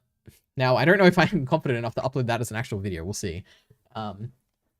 Because I had a lot of strong opinions there. We'll see if I actually upload this one. Anyway. No, don't worry, brother. I link good drama. Did you? I don't see any links anyway. Oh, I'm in the wrong Discord server. Oh my goodness, bro. Okay. Holy, we got a bunch of stuff. So there's the Last of Us stuff. I tested every YouTuber tech product. Oh boy. What is this? All right, anyway. So if you're here for this Ethan Hasan thing, you can leave now, okay? We don't need you here anymore. I'm done. That's probably all I'll say about this. Star Wars. Why does it have a timestamp? Oh, Star Wars theory. Oh my goodness. Anyway, before I get to this, there's one thing I need to do, which is, I mean, maybe I'll talk about this and then I'll do the Kyle video, but Kyle has a video I need to watch. Kyle Entertainment. A Berserk's opening page is defensible. Berserk. We will be watching this soon, okay? So we'll get to this. We're going to watch it at 1.5 times speed, but let's see what Miller has linked here. Theory is a channel that focuses on Star Wars. True. Here's the thing. If you spend any time on Star Wars YouTube, you'll also be familiar with the insanely expensive lightsaber replicas that are out there. So, oh no, is it going to be about the Theory sabers or whatever? Star Wars Theory decided that they wanted to create a less obnoxiously priced alternative, starting their own lightsaber company, Theory Sabers. So this is one of their most premium options. This is called the Fallen Knight. Wow, tons of stuff in this box. This is very clearly not a rush job. So this is essentially a replica of Anakin Skywalker's saber with its kyber crystal, you know, the power source of a How is he allowed to make this? Like, copyright-wise? Does he have, like, permission from Lucasfilm? That's crazy. lightsaber exposed. Oh! Oh, wow. That's actually very impressive. Like, just listen for a second. Can you hear how it's reacting to not just the big movements I'm making, but even the subtle sways with, like, instantaneous responsiveness? There's actually 2 kyber crystals inside, red and blue, to symbolize the conflict within Anakin between the light side and the dark side. So many insanely neat This is cool. I like this. touches here. I'd buy Like, this. just as a crazy example, you see this cutout that exposes the crystals. Well, this cutout is exactly the same shape Wait, Miller, what's the drama here? This is good. of the cut that Luke Skywalker makes in Vader's helmet during the fight on Dagobah. Plus, I Unless he's going to say this is, like, some generic thing you could buy from some Chinese manufacturer, and is he actually didn't specially make this? It's just, like, from China or something? this is the coolest bit. So, we'll draw it. And you can completely change the characters that it represents. It will change the saber color. It will change the sound effects. Fit check. Oh, the sound effects encourage experimentation. I'll give it that. Ooh. Hey, it's very responsive to the impact. But the only thing I would say is only the middle of the... Anyway. Don't worry, brother. I link good drama. I'll send you my content channel. Thank you. Lol, why would it be illegal to make up... Wait. Lol, why would it be illegal to make a made-up object? Well, because it's like... Clearly, the design of this is like copyrighted, right? It's like intellectual property, like the design of Anakin's saber. Wait for it. No one cares about copyright. Elitari, grow some balls. I mean, I feel like Disney would care, right? Lamau, exactly that. I guess I'm right. Let's see. The blade lights up, even if you make contact at the end. There's no way, though. It's so, like, custom and everything. No, not again. I actually like this. This is a good product for, like, a very specific kind of person. But I'm doing a little bit of digging on the side, and it seems like Theory Sabers isn't really making their own sabers. They're buying them from a Chinese company called TXQ. They're adding their own packaging, their own sounds, but then they're selling them at, like, twice the price. Oh, wow. That's even worse than I was expecting. Okay. Which, I mean, they're pretty great sounds. And the sabers also come with tons of custom-made songs. Do we know if that's true? I guess we'll see. Like, I mean, I don't know much about Mr. Who's the Boss. Is he reputable or whatever? Couldn't it be the other way where it's like Theory Sabers created the like design or whatever, and the manufacturer is also selling it to other people, like without Theory Sabers knowing or whatever. Is that possible? I don't know. Specifically baked into them. But does that not kind of take away from the whole point of it being a more affordable alternative to something? And what I particularly don't like is that it doesn't look like Theory is making it clear that they're doing this. Like, so many customer reviews on the site are from people who think Theory is actually manufacturing these, which makes it pretty clear that something is being lost in communication. So, Theory Sabers. Wait, does he not give like? Wouldn't it just be the other way around, where it's like Theory Sabers designed it, but the manufacturer's selling it to other people? Isn't that like a thing that happens? I know Linus Tech Tips had an issue with that, right?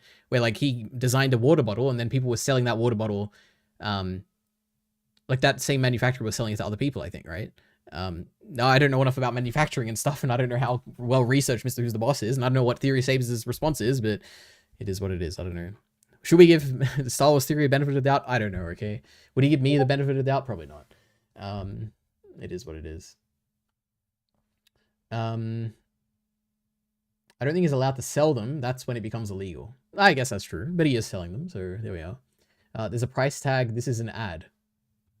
Well, it's a very, I don't know, it's a very negative ad if that's the case. Lightsabers aren't IP. Outside of making a lightsaber movie, lightsabers aren't intellectual property. So you're saying if I like, if I made fan art of myself holding a lightsaber and I sold that fan art, wouldn't that be like a violation of Disney's copyright? Because I'm like using their intellectual property, which is a lightsaber, to kind of like sell my own fan art or something. No, you can sell them, lol. The Star Wars aspect is the IP. I don't know. No, I don't know if you're, I mean, I don't know if I believe this. Well, I'll have a conversation with ChatGPT later, okay? It'll sort this out for me, okay? You can make anything from any movie. I don't know. I've never heard this before, but that's interesting. Again, but I'm not very informed on copyright stuff, so I don't know. I just have a cursory understanding of it. You could sell lightsabers. There isn't a real life lightsaber minus the Star Wars aspect. But I know for a fact that you can't make, I mean, I think I know this for a fact. You can't like make a 3D model of Anakin and then sell that 3D model, because Anakin's design is like intellectual property of Disney, and they would like sue you for it, and you can't do that. Like, you can't make profit off like Anakin's design. Like, obviously, that I know is a fact. I'm like pretty sure. I'm like 90% sure. Okay, I don't know. Maybe lightsabers are different. I don't know. No, Theory admits this after the video dropped. He's never talked about this before. Oh my goodness. Let's have a look. Oh god, it's 46 minutes. I don't know. I know it's not an ad. No, you can sell them. I read that already. No, that would be insane. I guess it depends on what Disney patented specifically. There are probably ways around that, around it, like calling it a laser sword. I mean, it's, yeah, well, maybe. You know what? I'm not an expert on copyright stuff. I'll just leave it there, I guess. But let's see what he said in response. I don't take those kind of claims lightly, because I've actually put myself in debt in order to keep my audience safe and in order to keep my integrity. What's up, guys? Welcome to the video. If you've seen the title, you're probably wondering what's going on. To get you caught up to speed, a very large channel, Mr. Who's the Boss, with almost 21 million subscribers, made a video today, and they titled Actually, it... how many views did that video get? What is this?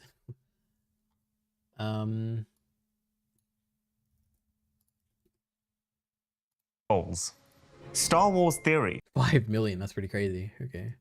Tested every YouTuber tech product. It's 33 minutes long. He goes over a lot of big YouTubers' products that they have, and Theory Sabers was one of them. And while he really enjoyed the product and gave a good review while playing with it, there were some parts in there that led to a lot of comments saying that we're scamming our audience and overpricing sabers and all that. So this is going to be a video that's going to go into extreme depth of the business side of things, how I structured the site, and also dispelling a lot of the misinformation that comes from the review and the video, which I didn't find to be very professional for a channel that is, 21 million subscribers large. And the video's already amassed 2 million views. And there's some comments that are going off of the misinterpretation from this video that I would like to clear up in full transparency like I've always done. So if you're along for the ride and you want to know more about the company and about all of these claims that people are making, then stay tuned. Here we go. And as always, it is up to you to believe what you like, but Fill I want to me hear in. from the source itself as someone who literally started the brand. So like I said, this is going to be a long video. I'd appreciate it if... Oh god. I'm not going to watch this whole 46-minute video.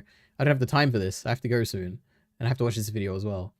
I'll give him a little more, watch the whole thing, because there are going to be things throughout that will explain a lot and give you a big backstory. So first things first, I want to give a big thank you to Mr. Who's the Boss. Oh my god, bro. And then I have a whole thing mapped out. Anytime on Star Wars YouTube, you'll also be familiar with the insanely expensive lightsaber replicas that are out there. So, Star Wars Theory decided that they wanted to create a less obnoxiously priced alternative, starting their own lightsaber company, Theory Sabers. So this is one of their most premium options. This is called the Fallen Knight. Wow, tons of stuff. We're just watching what we watched. Wait, let's go to the bit. Many other companies up differently. And contact at the end. It kind of entirely true, but we're going to I'm doing a little bit of digging on the side, and it seems like clearly Sabers isn't really making their own sabers. They're buying them from a Chinese company called TXQ. They're adding their own packaging, their own sounds, but then they're selling them at like twice the price. Which, I mean, not entirely true, but we're going to continue. they're pretty great All right, we're sounds. gonna And the sabers continue. also come with tons of custom-made songs specifically baked into them. But does that not kind of take away from the whole point of it being a more affordable alternative to something? And what I particularly don't I've been in the community a long time, for years, and I know what's out there. I used to be a big customer of a lot of other companies, some of which I've never even shown online because I wasn't too fond of their products. And I know that the impact that my channel has, so I just didn't make a video. But I've purchased from, needless to say, pretty much everybody over the years. Tens of thousands of dollars for my own collection. And while being offered tons of free sabers, I declined. I always wanted to do my review my way. And I know that when you get something for free, you're more inclined to do a positive review. Or, go easy, go be a little lenient. I didn't want to do that. Biggest Star Wars YouTuber, I was already making enough money, and I didn't want to lose my integrity by just kind of getting a free saber and getting some money to give a review. I wanted to buy my own, and my review would be my review. If it's good, it's good. If it's bad, you're going to see that. And it's the same thing goes with Lucasfilm products. Whether it's, the abysmal, like comically What's Palpatine? What is this? large Hasbro stuff, which, made in China, or it's, the master replicas that was #1 when George was creating stuff, which also... All right, I can't watch this whole thing, okay? I'm sure he gives the convincing argument. I don't know what it is. I'll have to watch it off stream. Oh boy, okay, let's see.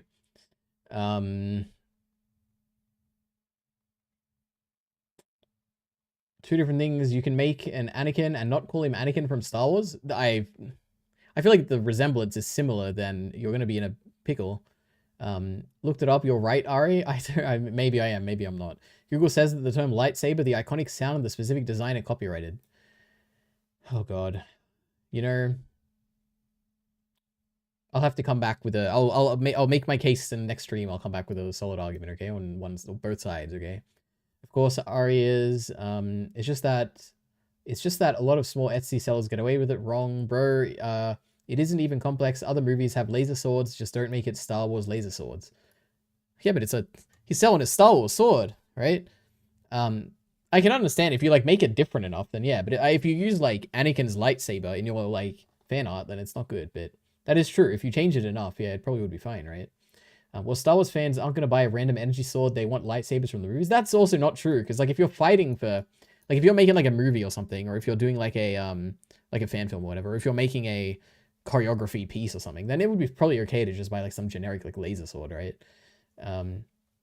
At the K-Bird, this has been litigated 100 times. Funnily enough, lots of lore comes from Lucasfilm. I don't know, but makes sense. Paul Kyle, he made a video just for you. I'm getting there, okay? Sulfur is here with a ghost face. Don't worry, bro. I was saying the streamer was wrong. Thanks. That's great. Paying more for a lightsaber than a video game console is hilarious. That is not true. Okay. Supply and demand and the value that people pay for things is, depends on things. I don't know. Kyle's here giving some fist emoji. Consoles are sold at a loss, Miller. I don't know. Is the Nintendo Switch 2 sold at a loss? I don't know. Want specific cases? You can literally have an Anakin Skywalker in a movie with a laser sword. That, yeah, kind of. If it's a parody, and also even if it's not a parody, as long as it's sufficiently different. The name I don't think is the name might be trademarked or something, but it's not copyrighted, right? I don't know. Unless that's no longer true. Did I miss the Hasan Ethan stuff? You did. Okay, it's the first hour of the stream. I mean, how far into this are we? An hour 12? Yeah, I went thoroughly over it. Okay. Do they actually clip to a belt? Because that's so cool. I don't know. Is there a clip? Who knows? Lightsabers are cool. I would buy a lightsaber, definitely. I've been destroyed by my ally. Leadari saved me. Sorry, I can't save you, yeah.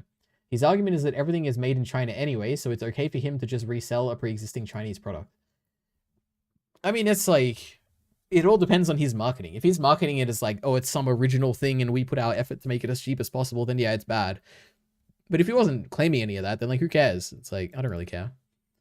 I know he's going to read it all. I read all the chat, okay? I just figured it out. This retarded guy is Minty. Maybe. Hello, everyone. Hello, Mr. Gems. Okay. Star Wars theory is done. We don't like Star Wars theory, okay? He was he made a lot of dumb arguments about the Acolyte or something, right?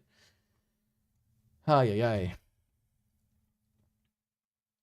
What else have we got? We'll watch this video next, but what else do we actually have?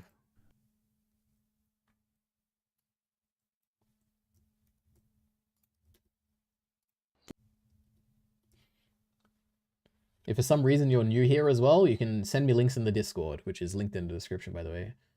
Because YouTube links in the chat aren't going to go through. All right.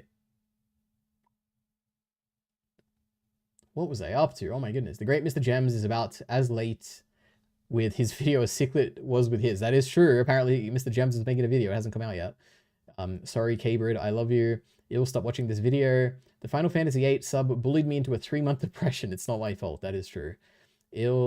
Yeah, I been working like 5 shifts a week, so haven't touched it since my last update. That's okay. We forgive you.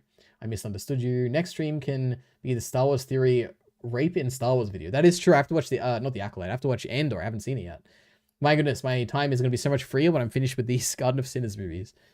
See, I told you it was minty. I was so right. The vague racism gave it away. You know what? I got no opinion on this. Anyway. Berserk's opening a few pages defensible. So, spoilers for Berserk, guys. Kyle's going to spoil the entirety of the Berserk manga, I'm sure. So, get ready for that. Now, I don't know any of the context behind this. I know the first few pages of Berserk are like Guts having sex with the demon or something. These pages here, I guess. And obviously they're defensible because it's like you can make a defense for pretty much anything, I guess. The question is if it's a strong defense. And I don't know why they wouldn't be defensible. Because I don't even remember what would be the controversial element to it. Guts is like having sex with the demon and then kills it, right? Now, I'm not going to remember enough about Berserk to have a strong opinion on this, but we'll see. But anyway, let's watch this. Okay. Have you recorded the first One Piece reaction yet? The only reaction I've recorded so far is Doctor Who. And my intention is to record Doctor Who reactions for every episode in this upcoming season, because I don't want to become a reaction channel straight away, but I guess we'll see. But no, I have not recorded my first One Piece reaction yet. Ill boring video, move on. Leonardo didn't make clear that he made the thumbnail. That is true, I did make the thumbnail. Anyway. Is a tribulation-filled epic. Berserk is a tribulation-filled epic, overflowing with character and aesthetic, fully submerged in the deep, dark depths of quality. Berserk eclectically runs the emotional palette, eliciting reactions in both audience and character of strong love, acidic hate, ardent envy, bitter jealousy, heavenly elation, and utter despair. It explores the corrupting and motivating influence of one's insecurities, one's dream, one's vengeance. The torment Where's got smoke effects? This is crazy. Brought about by trauma and wounds inflicted by others, and the healing of those very wounds. Berserk reflects what it means to be human, and perhaps what disqualifies someone from that seemingly inherent moniker. It's a sprawling story, vast in setting and characters. It features immaculate art direction, stunning imagery, and culminates in a product whose resonance is unmatched in this and every other medium. Berserk is not just one of the greatest manga stories ever told, but one of the greatest stories ever. Berserk also opens with an edgy sex scene, the main character thrusting into a woman, who then grows demonic tendrils and an extra mouth with pointy teeth. He then murks the seductive. Notably, no music in this video. This is kind of crazy. Monster after delivering a bad action movie one-liner. What is that? Oh, okay. The only one trapped is you, bitch! Hell yeah, brother. Oh, there's the music. A lot has been said over the years, maybe even over the decades, about Berserk's opening few pages. The depiction of Guts having sex with an apostle, seemingly getting entrapped, only to reveal that he's really the one in control and blow it away, albeit off screen so we can save the reveal for what exactly his arm contraption does for the climax of the chapter, then walk off like nothing I don't like the music choice. It's too distracting from the audio. Maybe it's too loud or something. But ever happened is at the very least a striking one, though generally when the community reflects on it, it is negatively, which has led to me wanting to ask the question, what is particularly wrong with this opening That's scene? a good question. I like this, because I also don't know what's wrong with it. Potential issue 1. Guts doesn't like to get touched, yet in these opening pages and in the act of fornication, there's a lot of touching. What's up with that? Isn't that a bit of a contradiction? A bit of a plot hole? That's a demon touching him. It's different, right? This complaint is usually bolstered by the searing undertone of potential retconning that lurks over a lot of early Berserk, but this doesn't really hold up to any scrutiny in this instance. It is true that this is seemingly a contradiction. Guts as a kid, due to his past with sexual violence, does not like to be touched. And this followed him into his early adulthood until it has seemingly gotten over towards the end of the Golden Age arc with Casca. He then reverted back to not liking being touched after the Eclipse due to his new traumas. This scene takes place in this second period of trauma. Later in this very chapter, this is on display when Guts is in jail and Puck arrives to heal him, touching him in the process, which makes Guts freak out. The explanation for why Guts is allowing himself to be touched in the opening few pages here seems to be simply that his lust for vengeance overcomes this want to not be touched by others. In service of this mission, he allowed the touching and the coitus to draw out the apostle form of the woman so he could kill it. This is a good enough explanation by itself, but I also think it goes a little deeper. It's not the touching that Guts doesn't like, it's the touching he's not prepared for that he doesn't like. Every time we see Guts get touched and freak out, it's someone grabbing him or touching him from behind, which is reminiscent of the origin of his trauma. This fear is also what drives his paranoia to sleep with a sword, so no one can get the jump on him again. That's why he's defensive in all these these scenarios. But if he sees it coming, or he himself is prepared for it, it doesn't seem like too big of a deal to him. Like in this scenario where he's clearly got everything planned out. Potential issue 2. Guts wouldn't cheat on... All right, firstly, good argument, okay? But you're fighting an argument that is like, well, fighting an enemy that is not very strong, I don't think. I don't know why. I mean, it's like a little bit of hypocritical. You know, Guts is like, oh my god, it's like an inconsistency. He doesn't touch people, but he's touching someone at the beginning. I don't know. Good argument. I like it. Casca, even if it was to catch an apostle off guard and kill him. Wait, I missed that. Coming, or he himself is prepared for it, it doesn't seem like too big of a deal to him. Like in this scenario where he's clearly got everything planned out. Potential issue 2. Guts wouldn't cheat on Casca, even if it was to catch an apostle off guard and kill it. Seems out of... What? I mean, I'm sure Kyle's going to say this, but he's not cheating. Unless you think, like, inherently, like, having sex with someone is cheating, like, by definition. Because it's like, firstly, it's not even a person. And secondly, it's like, he's clearly not doing it because he's, like, trying to cheat. He's doing it because he's, like, trying to deceive the demon, right? I don't know. Character. I disagree with But this. I don't know about the context or whatever, so maybe I'm wrong. But One too, and totally buy Guts going to these lengths to hunt down an apostle. This is during Guts' Black Swordsman phase, possibly the darkest in his life. This era of Guts' life is all about regression and how far he's fallen from who and what he was towards the back end of the Golden Age arc. He had grown to have friends, allies, a lover, and a purpose, only for the eclipse to ruin it all. And for him to spiral back down to depravity, with a single mission of vengeance keeping him going. He's deteriorated in every way except for in his fighting prowess and ability to kill demonic creatures. This is Guts at his most lost. And I totally buy him being willing to be seduced by this woman apostle in this way in order to kill her. Again, a major theme... Oh wait, was he seduced? Is that like what happened? I didn't even know that. I assumed it was like a trick from the start. When Guts returns to Godo's hut after burning out of his Black Swordsman phase, is him being punished for neglecting Casca all this time, as she's wandered off, possibly never to be seen again. This would only play further into that thematically. Potential issue 3. What's with the one-liner? Guts would never. Seems a little out of character. Let me think though. Assuming it is like he went and had sex with this lady, what Kyle's argument was that, oh, he's at his lowest point here and it's like understandable that he would do it. I think that's what he said. I might have missed it. But is that an issue? Wait, what did he do? He cheated on Casca. I mean, I buy the argument. Yeah, it's bad. Like, if he...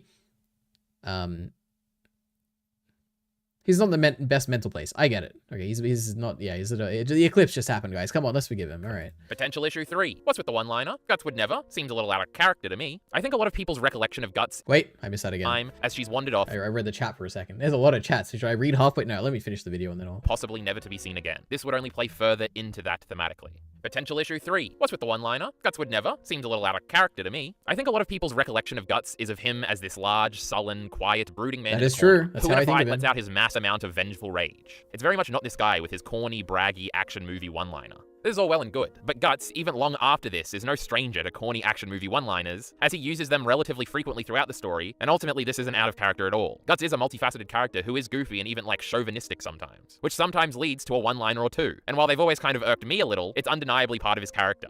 Potential issue 4. This scene adds nothing to That was fine. I get that. the plot. It's completely unnecessary. The chapter could have just opened with what immediately happens after, with Guts walking into town. Obviously, a ridiculously dumb argument, okay? Just because something doesn't need to be there doesn't mean that it shouldn't be there. We hate plot bros around these parts. True. I disagree fundamentally with saying that things that are not plot relevant are not necessary. Oh, my goodness. Don't add anything to stories. But outside of this, there's possible disagreements even accepting the premise. This is the apostle that killed Caucus, so in retrospect, this moment is a payoff to his death in a way, just like the Count's death is a payoff. Wait, what? Necessary or don't add anything to stories, but outside of this, there's possible disagreements even accepting the premise. This is the apostle that killed Caucus. I had no idea. That's crazy. Oh my god. So in retrospect, this moment is a payoff to his death in a way, just like the Count's death is a payoff to Pippin's later on. Also in terms of The Count, wait, what? I had no idea. Personally, obviously I'm not a big Berserk fan. I had no idea that like the different apostles show up later. The Count is like I guess I remember the Count from the anime, actually. Interesting. Okay. Chapter structure. We do cut away from the action to the aftermath, after Guts puts his mechanical hand in the Apostle's mouth here, which builds up the reveal of Guts' arm cannon later in the chapter, when we see it go boom on the Snake Baron. So it adds a payoff to a future character's death in retrospect, and adds intrigue to the chapter before the climax, with the reveal of how capable Guts is of fighting monsters later on. Now for the real issue. All this kind of seems silly in the actual context of this discussion, because the actual reason this opening is reflected on negatively has nothing to do with any of these complaints or their potential counter. Let me guess. Is it because it's weird? It's like Guts is having sex with someone? Like, where's just like weird? I don't know. Arguments or the substance of anything being argued with here. It is all derived from the only thing that matters. Emotion. This sexy, scary opening is a bit cringe, isn't it? And that's the issue. It's The a bit opening monologue weird, of this yeah. video kind of sums it up. People brag about Berserk endlessly, and it's been rather successful. Berserk has a fearsome reputation for its quality. It is widely considered the best manga there is. It commands respect in Bro gave it a 10. And wait, and One Piece a 10? Oh my goodness. the wider anime/manga community. It's this rich, deep, touching story that some people say is life-changingly inspiring, and these opening few pages are almost the antithesis of that to the wider public. It's embarrassingly edgy. Opening on a sex scene is sleazy enough, then we've got weird monsters, that's a little lowbrow, huh? What is this, a kid's show or something? Then there's this weird action movie one-liner with a swear in it, and there's this too cool for school edgy protagonist all dressed in black. This seems like by-the-numbers trash. It's not emblematic at all of what people rave about Berserk for. This general negativity is probably born out of a defensiveness to having Berserk be dismissed by somebody starting fresh, expecting a lot. It's you showing your friend that super funny video, except it opens on a very unfunny moment. This opening True. scene kind of ends up being a perfect microcosm for a lot of the general conversation surrounding You know, I wonder if he's going to turn it around and be like, these people who believe this are dumb. But you know what? I kind of agree. It's a good point. It is kind of a little bit cringe. the Black Swordsman arc as a whole. It's not representative of what makes Berserk great, things kind of feel off, it's a little too edgy at times, the characters don't act quite right all the time, etc, etc. All this has led some people to encourage others to just skip the arc outright. Like I'm sure most people would encourage others to skip this opening scene outright. All of Berserk's adaptations, with the exception of episode 1 of the 1997 anime, have seemingly agreed with this. The Black Swordsman arc hasn't gotten much adaptation at all, and no Berserk thing has ever opened on this scene of Guts with the Apostle Woman, and I don't think any future adaptation will either, whether it be a future anime project or a fan-made Oh, you know that if like Studio Mappa did this and they're doing it as accurately as they did Attack on Titan, they could definitely open with this. I'm sure. anime project, or even an eventual live-action show, and I don't think the audience would complain much about it either, nor do I think I really would. It's kind of a wacky opening, I'm not gonna lie.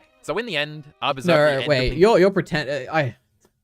If they made like a live-action Berserk and this was the first scene, you'd be like, oh my god, they're adapting 1-to-1. This is so exciting. It'd be like the most exciting thing ever. If they don't do it, it's like, oh, they're like gonna make changes and stuff. I think it'd be cool if they like adapted this scene. Absolutely. Pages defensible? Yeah, kinda. Wait, Anime project, or even an eventual live-action show. And I don't think the audience would complain much about it either, nor do I think I really would. It's kind of a wacky opening, I'm not gonna lie. So in the end, are Berserk's opening pages defensible? Yeah, kinda. But no one really cares, because they make us look bad and stupid, and we don't like that. We're cowards, concerned with what other people think about us, and our favoritist manga. Opening page is bad, needlessly edgy garbage. P.S. Netflix, when you get the rights, give me a call. I'll write it. True.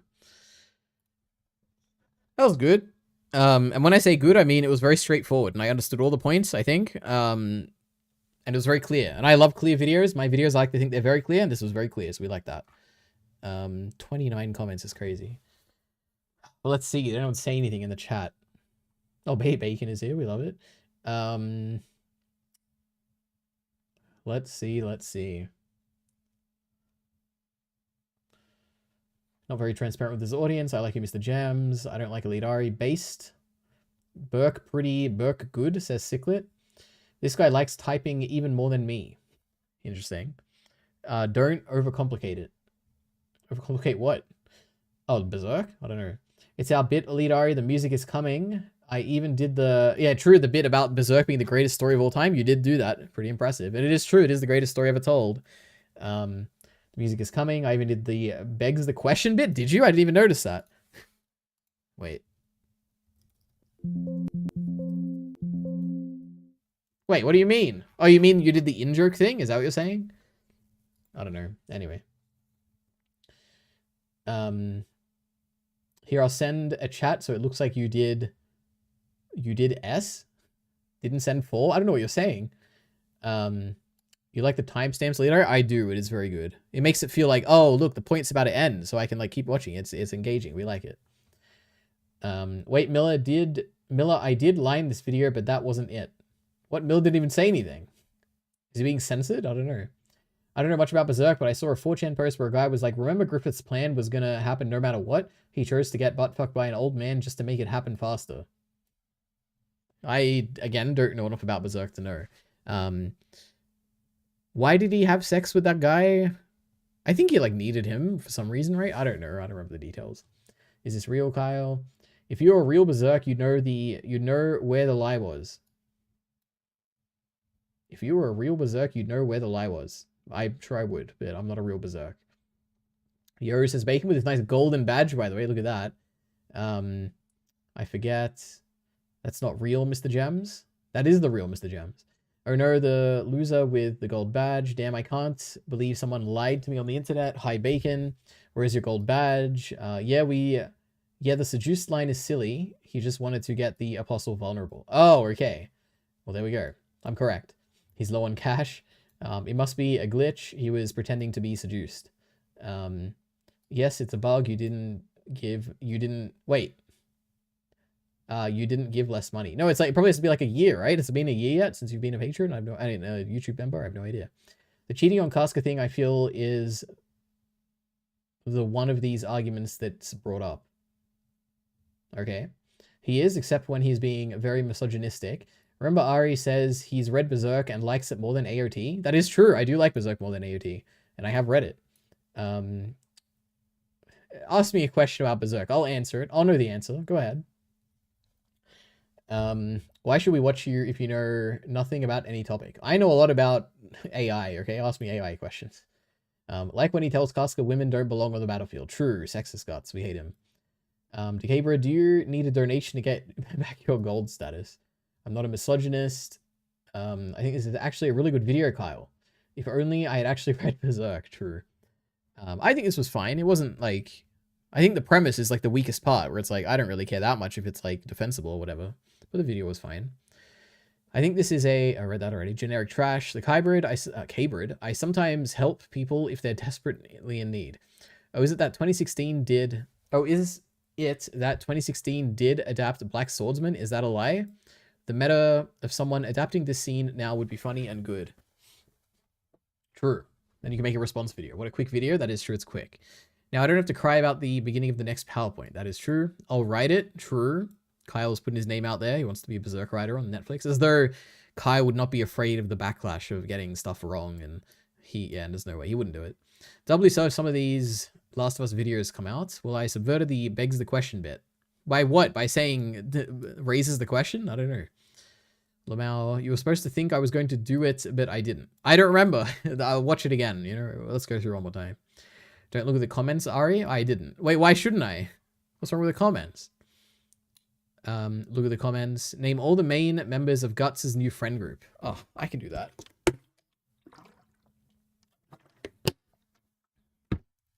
Farnaze.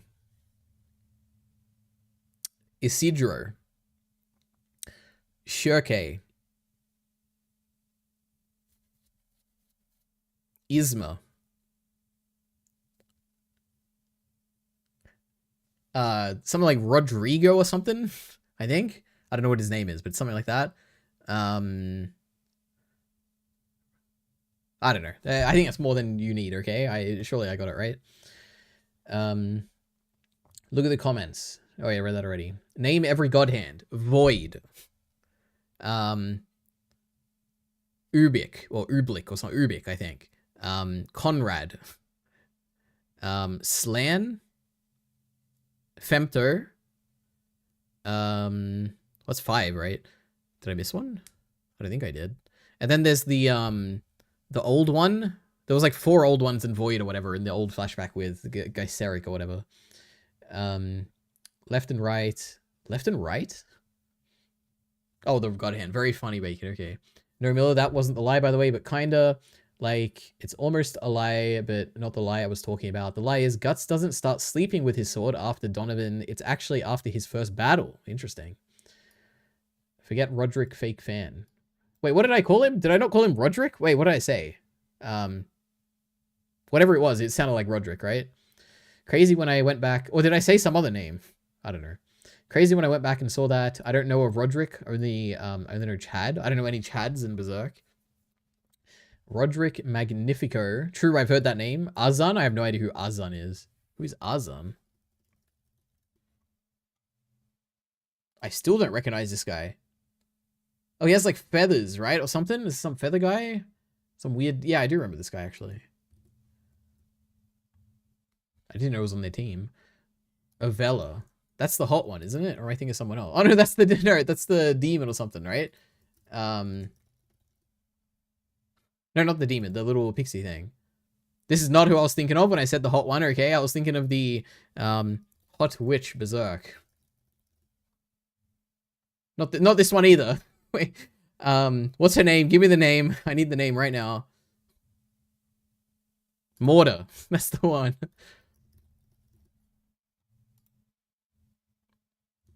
Anyway. I'm glad you got my amazing hand joke, are you? You're welcome.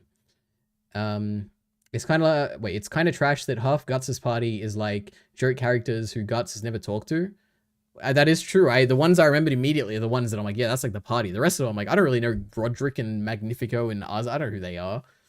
Arvella or whatever, like the little pixie Puck friend lady. Like I remember her. She's like, I like her. She's like a little annoying, but like she's like Puck but worse. But she's fine. I'd consider her part of the main party. No, that's good. Mortar is the hot witch. Mortar probably a teenager, by the way. Well, I don't know what to say. Look at the Aaron clip. Let's see.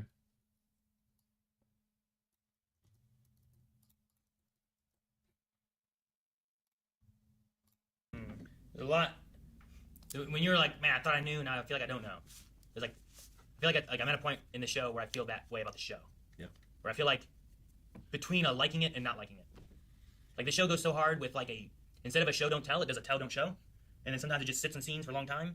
And I'm waiting to try to see like by the end of it, if I'm like, I get more of what they're trying to go for with like the internal thoughts, the feelings, the things like that maybe I'm just not getting right now. This is like me. Oh my god. But like, there'll just be lumps of things that they just sit on at one shot and just tell me. And Okay, that's not like me. Oh my goodness. sometimes I'm just like, it's not as engaging to me of like, I find myself getting lost and trying to make sure I'm understanding what all they're just telling me versus showing me anything. And sometimes they just, like the stuff they show me, sometimes it's awesome. And sometimes I feel like they just don't show me nothing. They just like sit there and then I have to behold what is going on. And I think that's where my struggle right now is on the show, where like I want to get to the end and see like once I do the same with books sometimes too, where like once I get to the end of the book, I'm like, okay, I think I get now what they're going for. And then my second time like trying to read through it, I'm like, I get so much more of what they're trying to seed and what they're telling and showing and everything as it goes. But right now, like I feel like I didn't write down enough of what I should know in the show. And it's not that I have any visual representation. We're still going. With half of it. True. I mean, he's right. Sometimes shows do that. Yeah. I don't have an opinion on anything apparently on this stream except for Ethan and Hasan. But I don't remember Neon Genesis and Evangelion enough to comment. But I feel like I could easily fall into that kind of line of thinking too. Aaron was getting political on Twitter today. I did see that. It was funny. He tweeted out something about due process, and I was going to reply and say something about Shane, but I decided not to because it wasn't that relevant. He's so confused, poor guy. That is true. Evangelion, that is one thing that I took away from it. It was very confusing, and I feel like I missed the point when I got to the end, so I guess I am kind of on his side there. Because they suck. Yeah, now they'll forget everything, and it'll be too late to watch them. Now they'll forget everything, and it'll be too late to watch them. I don't even know what that means. Talking about forgetting things, my goodness, they forgot Midnight from Doctor Who. And then they like make fun of the people who are getting angry at them at the beginning. Where is it? Hey guys, cool, we're back. I'm Aaron. Doing the toxically positive thing at the beginning of like, oh, you guys, how dare we like forget an episode? It was like, oh my goodness. I see what I felt the inner, what is it? Every frame of pause or EFAP. I felt my inner Mauler come out. It's like, God damn it, Eric, you're too positive. Why aren't they watching the rebuilds? Who knows? Oh, you're saying that. Okay, you're replying to that. Yeah, now they'll forget everything. Oops. And it'll be too late to watch them. True. Yeah, that'll be... Oh my god, this thing is annoying me. Okay, there we go. That'll be your second watch through, Ari. That is true. Maybe I'll pretend it's my first watch through and I'll record a reaction series and get a bunch of views. Well, this guy being a Patreon reaction leaker. Was that a Patreon video? I hope not. Ava can't be this confusing for adult brain. I mean, it's like, oh, I can't even talk about Garden of Sinners. My goodness, we'll talk about it on Friday, I guess. It can be confusing. At least I remember it being confusing for reasons that aren't necessarily like it's complicated, but it's like something it does that makes it confusing. I tuned into my Garden of Sinners discussion on Friday. Pretty unethical. True. Why are they called Blind Wave? None of them are blind. Because it's a thing that Shane used to do to Eric, I think, which is like, he would drive past some, like, Eric when he's, like, in his car, and then Eric would be outside, and he'd, like, pull the window down. Or maybe it's not Eric, like, it'd just be, like, some random person is, like, they're driving past someone, they open the window, and they're, like, hi, and they, like, say hi to the person, but they, like, wave in the other direction. There's, like, a person over here out the window, and they, like, roll down the window and wave the other direction. They call that a blind wave. So there we go, that's the law. Anyway. I'm on Blind Wave side in this Doctor Who drama. True, I wonder if the comments are, like, what are they saying about it? Show me Midnight. Oh my god.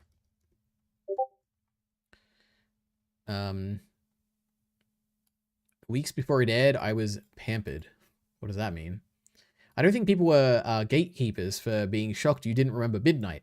It was just that it's one of the most popular and well-known episodes, so it was surprising you couldn't remember it. Also, revisionism isn't just about people who deny the Holocaust.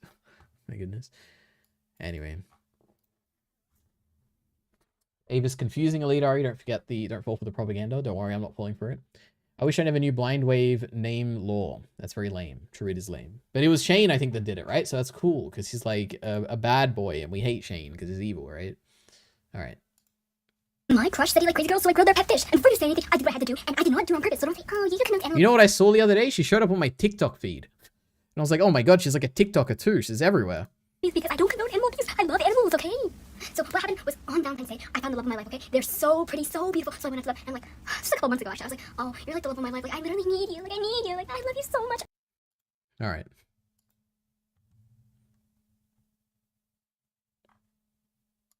Interesting.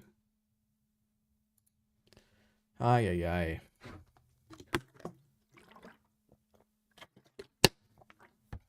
I think I'm tired more so than usual. I talk so passionately in this Hasan Ethan thing. My voice is like fading already.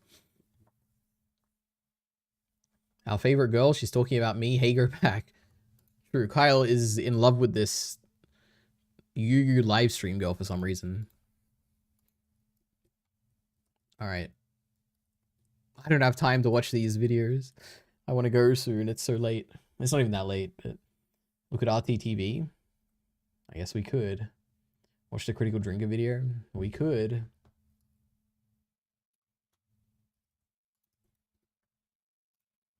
Last of Us spoilers, guys. You should leave if you care about Last of Us spoilers. Okay, I'm about to talk about The Last of Us. This is your 5-second warning. We're going to play a clip from a reaction video. It's going to spoil a massive thing. You don't want to be spoiled, I promise you. Wait, what the hell? She really killed him. It was in the ground. You sure? Yeah. It gotta be, right? Bro, that's in his neck, Evan. my He's God. dead, bro. It's in the ground. True. That makes sense, though. We gotta clap Abby. I don't like Abby. I mean, I get her revenge, but I don't like Abby. I'm gonna kill you. Wow. What the But I'm not gonna hold you. I was thinking about it, I'm like, yo, it's kind of hard for me to envision, like, this dude getting out now, bro, because she got. Damn, bro. Abby's getting I'm about to call Joel like, wait a minute, this dude died in the game? Like, what happened? Jesus Christ. Check out comments. Did we get any for what? For Chainsaw Man? Where's the main one? Evan's so funny. I don't even know who Evan is. I know this guy. He's like the equivalent of Pat from the Normies, where he like has bad opinions or something. I don't know about the rest of them, but he was really passionate in one of the Star Wars things. It was really cool. I forgot his name. Wells, right? Wells is the guy who does the Chainsaw Man chapter reactions, right? Wilkins_RT. Yeah, I'm a fan. Now that's a genuine reaction. True. Well, we don't know. They could be faking it, right? He's not gonna walk well for the rest of the show. True. Poor guys, my goodness. All right. What is this? Marvel Studios Thunderbolt asterisk reveal. Can I watch this? Is this like a spoiler for the movie? I haven't seen the movie yet. I mean, do I really care? Let's just watch it. I don't care.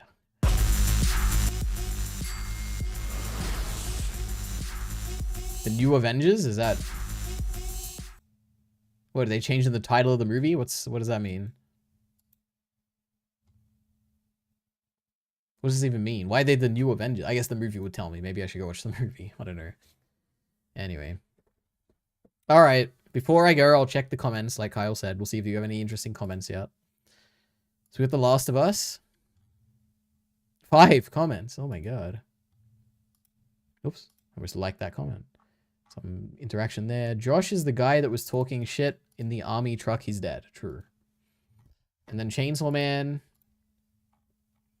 0 comments. Not even Kyle left a comment. Also, guys, do you love the thumbnails for Chainsaw Man with the rainbow in the background? Because I certainly don't. I think they look terrible. But the thumbnail test, we've compared them for 3 videos now, or 2 videos now, and both times the rainbow background won out dramatically. So I guess we're going with Rainbow Chainsaw Man thumbnails going forward. And for all you artists out there, it's AI generated, so get destroyed. What is this? You wake up as Adam Eve for a week. What's the first thing you're doing? Alright, funny.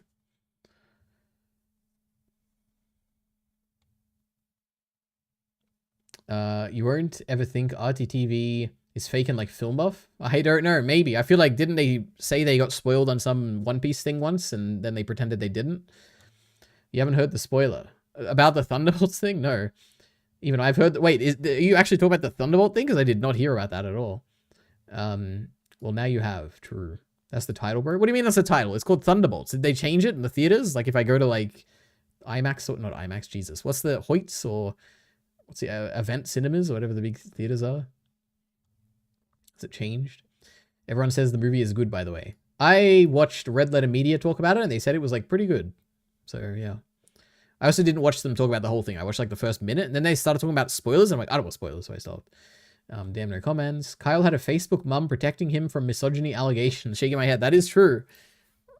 I talked about this with Kyle before we recorded Chainsaw Man. But this was like a niche reference. So Heath here says, notice the PFP placements compared to last week. Misogyny in practice, sadly. And I looked at it and I'm like, what is he going on about? What does Fedra have to do with misogyny? Are they like a misogynistic organization and we're like meant to be above them or something? I was like, what's going on here? And then I went to last week. Show me the image. And I was like, oh, we're on her like boobs or something. And now we're like not on the boobs. And I get it. Okay. Misogyny. Very funny. And then someone replied and said, just stop. No one wants to hear this crap anymore. But there's no way this person knows what Heath is saying, right? Because to understand this, you'd have to go to the previous video like I did and understand that the placement of the images is like different because if it's a man or woman or whatever. This person probably just saw the word misogyny and was like, oh god, someone mentioned the word misogyny in a comment section. We can't have this. Let's leave a comment saying, don't ever bring up that disgusting word again. That's what I'm guessing what happened here. Please don't enable this objectification of women. We can be better than this. True. Oh, yeah, my voice is going. You got destroyed. Elite already thinks... Oh, God.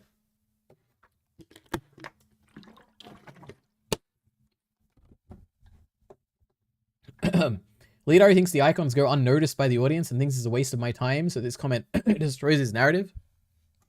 It is true. Heath noticed the images. This guy or girl or whatever absolutely did not. Over or under on that being AI? I don't know. Probably not. It might be. But I'd need more evidence. I'm so much happier after dropping this trash. Well, you stopped watching The Last of Us? Believe it or not, this latest episode was like good actually. The rest of it was... There have been issues in this season, okay? But that latest one was pretty good. My voice never goes. That's because you have an hour and 10-minute limit. But also that's not true because, you know, sometimes I record things, sometimes Bacon records things and Kyle is there.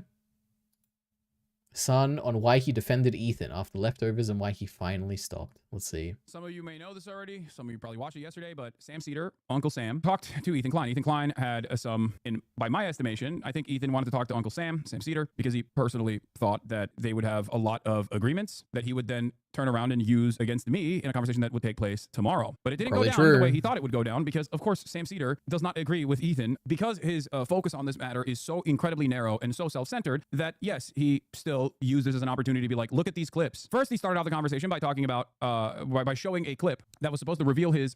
All right, well, I don't know. It's a big... He's going to go through the debate with Sam Cedar, I guess. How interesting.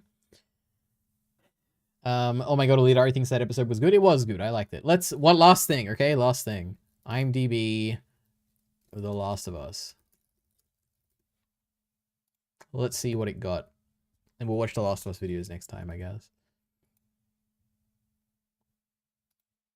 Wait, we need a comparison. So 9.1, 9.1, 8.1, 8.3, 9.4, 8.8, 7.4, 9.3, 9.0. Okay, so roughly 8 to 9, you know, a lot of 9s. Season 1.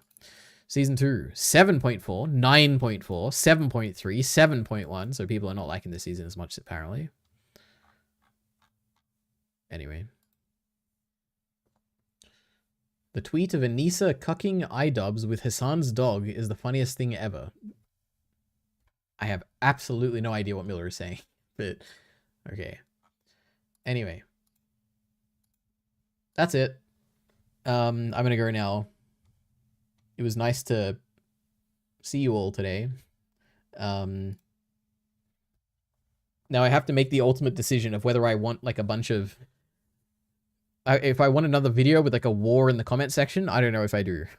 The first one was good because I felt very strong in the examples that I gave and the way I talked about the content, whatever, the content cop. This one is much more like, I think to make my case more, I need more examples. So maybe it's not a wise idea. We'll see. We'll see. Maybe I will. Maybe I'll upload it. But we'll see. Anyway. Olidari just got destroyed by his own fake rating site. True, the majority agrees with me. I feel like Kyle would respect me for that. Kyle tends to not like the opinion of the majority. You got to start notifying your streams on Discord like Ari does, because I'm checking twitch.tv. I'm never checking twitch.television. That is true. Or start streaming on YouTube and people get it in their homepage. It just randomly shows up when they open YouTube. We love it. Okay, anyway. Thanks for coming. See you. Let me think. Actually, this is important. Tomorrow, I'm not streaming. Unless, like, something crazy happens, but probably not. I'm almost not likely not streaming. Friday, I'm not streaming either, because we're probably recording Garden of Sinners then. So Saturday is probably when I'll stream next. I don't want it to go another, like, 9 days like I did this time. I was a bit busy, but yeah. So expect to see me back on Saturday, I guess. But yeah. Bye-bye. Am I still live?